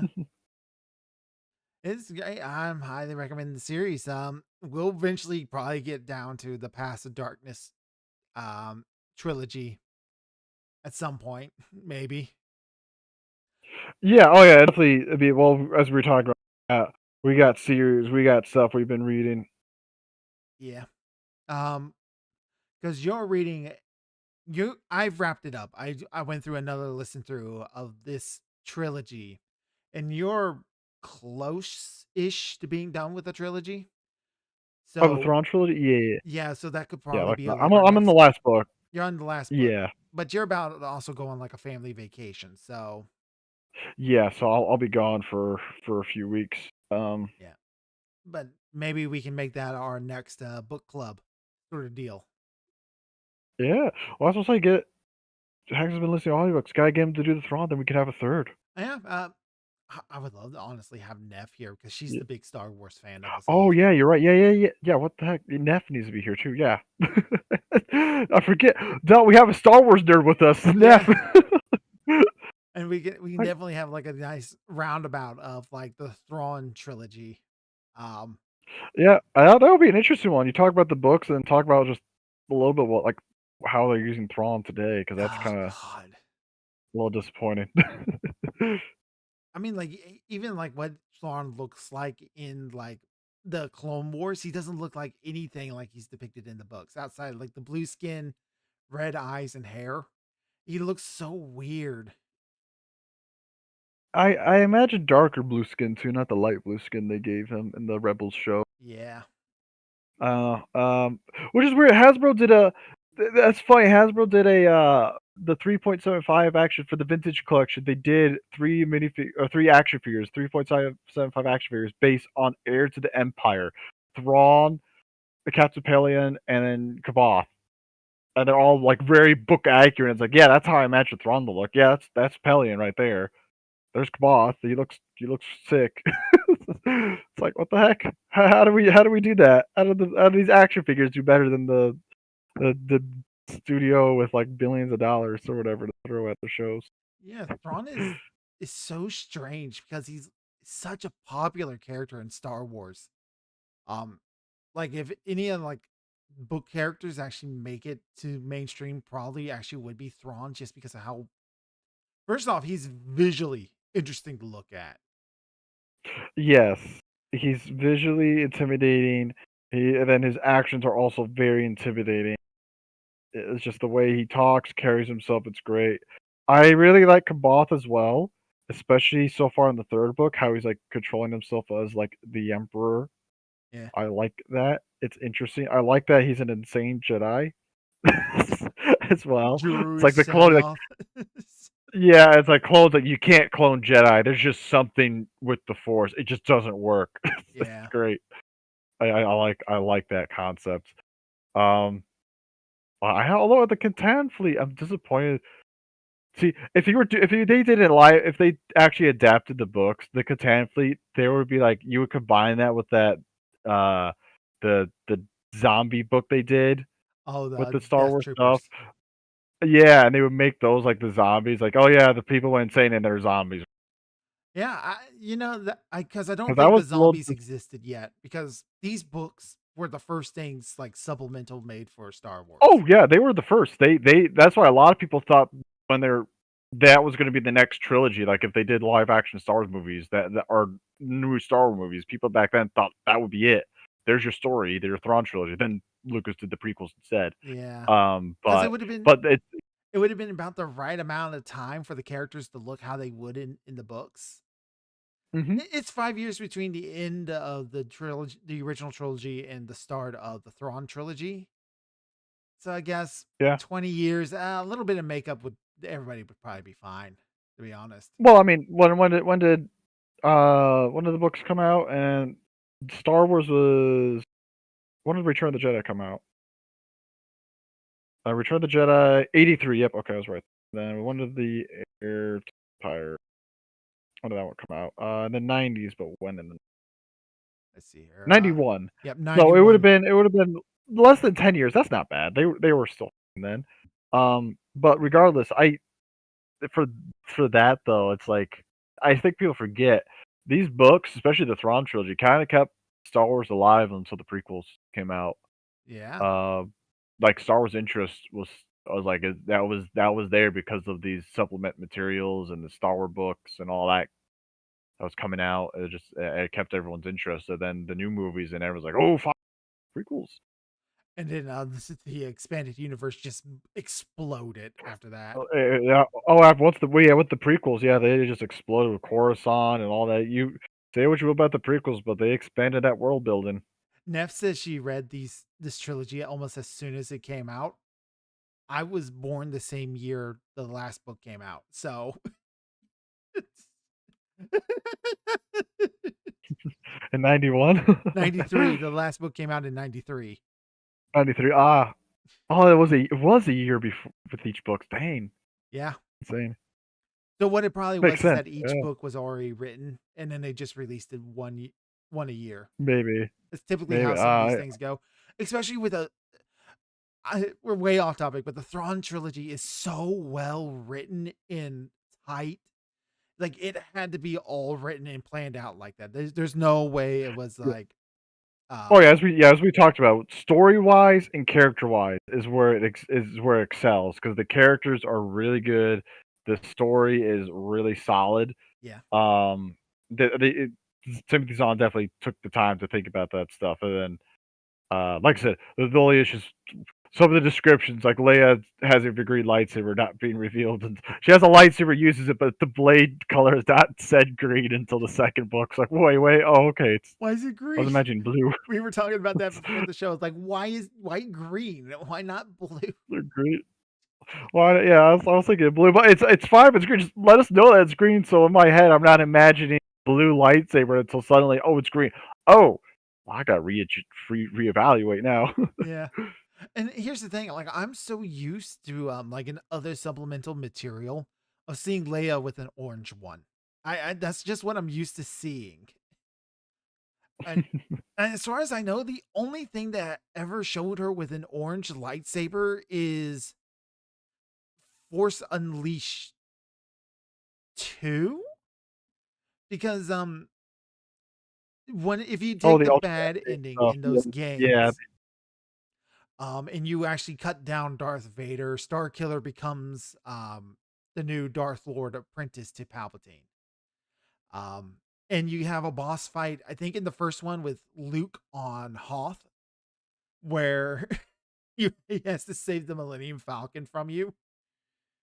And there's a boss fight with Luke in Cloud City on the second one, and then you fight Han Solo and Chewbacca, and then you fight Leia. on an indoor. So I think that's if I'm remembering those right. Uh, no, there was not much on lightsaber lore. As far as I know, kyber crystals weren't even a thing. Um, like nothing was a thing. Like we didn't even have the term Sith yet when the Thrawn trilogy came out because they Darth Darth Vader was not called a Sith Lord. He was just called a Dark Lord. He's a Dark Jedi. They called him Dark Jedi in the book. Yeah. Well, because yeah, they didn't. There was a deleted scene in episode 4 of them saying Sith in the council meeting of the Imperial. Not because that was cut out. No one knew what Sith wasn't a word. They didn't know what Sith was, so it was Dark Jedi. They didn't know what to call it. Yeah. So it's kind of interesting in hindsight. But we've been off topic. But anyways, yeah, Dritz ones. Big thumbs up. Would recommend. Yeah. Big At thumbs least to up this would point. recommend. Yeah. Yeah. 2 thumbs up maybe, yeah. But no, like the Dritz stuff, it's good. Like I said, if you're want a long series and just to keep reading, then this is definitely the one for it. But if you want like an ending somewhere, Passage of Dawn is probably the best place to like Yeah, have it Passage of be Dawn your is your end. good jump off point. Yeah. Or at It's least for a only bit. Like 10 so books. yeah, yeah. Well, what, 300, 400 pages at most. So they're not too long. They're not big books. Oh man, I said things that made Neff mad. She's lecturing me about Star Wars lore at this Oh, point. that's right. That's why we gotta get Neff for the Thrawn trilogy. There we go. We'll save that for later, Neff. We'll talk Nev, I later. want you to I want you to look at the statement that you said. No, they were. Lucas wrote a book that takes place between A New Hope and Empire Strikes Back. I want to point out to you, most people probably never knew that book existed. All right. I'm going to be honest with you. Most normal people, even what they are aware of, probably only know that they're Star Wars books, but have never even read them or even thought about them. So it's pretty much you got the movies and that's about it. Which, but that's off topic. We'll talk about that a lot when we actually do the Thrawn trilogy. So that'll probably be our next book talk. Yeah. Yeah. Oh, well, yeah. All right, so that will bring us to the end of our little show today. I want to thank you all for coming. Thank you very much. Thank you, Nick, for coming on, spending some time. Thank you for having me. Yeah. All right. Let's see here. Should I send? No, nobody's even on the Twitch side of things. So, that's where we're gonna cut it off tonight. I will see you guys. Oh gosh. Don't die. Don't die. I'll see you guys Friday. I'm going to be making another tier list. This tier list topic is VTubers I can beat in a fight. Whether or not I'm ranking VTubers based on whether or not I can beat them in a fight. This is going to be a fun one. And then Saturday for our very last, hopefully, Pirate Crows game. The big finish. Yeah. All right. All right. Boy, that'll be fun. That's going to be fun. Arta's dead. She died second to last game. I told you all none of you guys weren't going to get out completely unscratched. All right. So that will do it from me tonight. Thank you all for coming.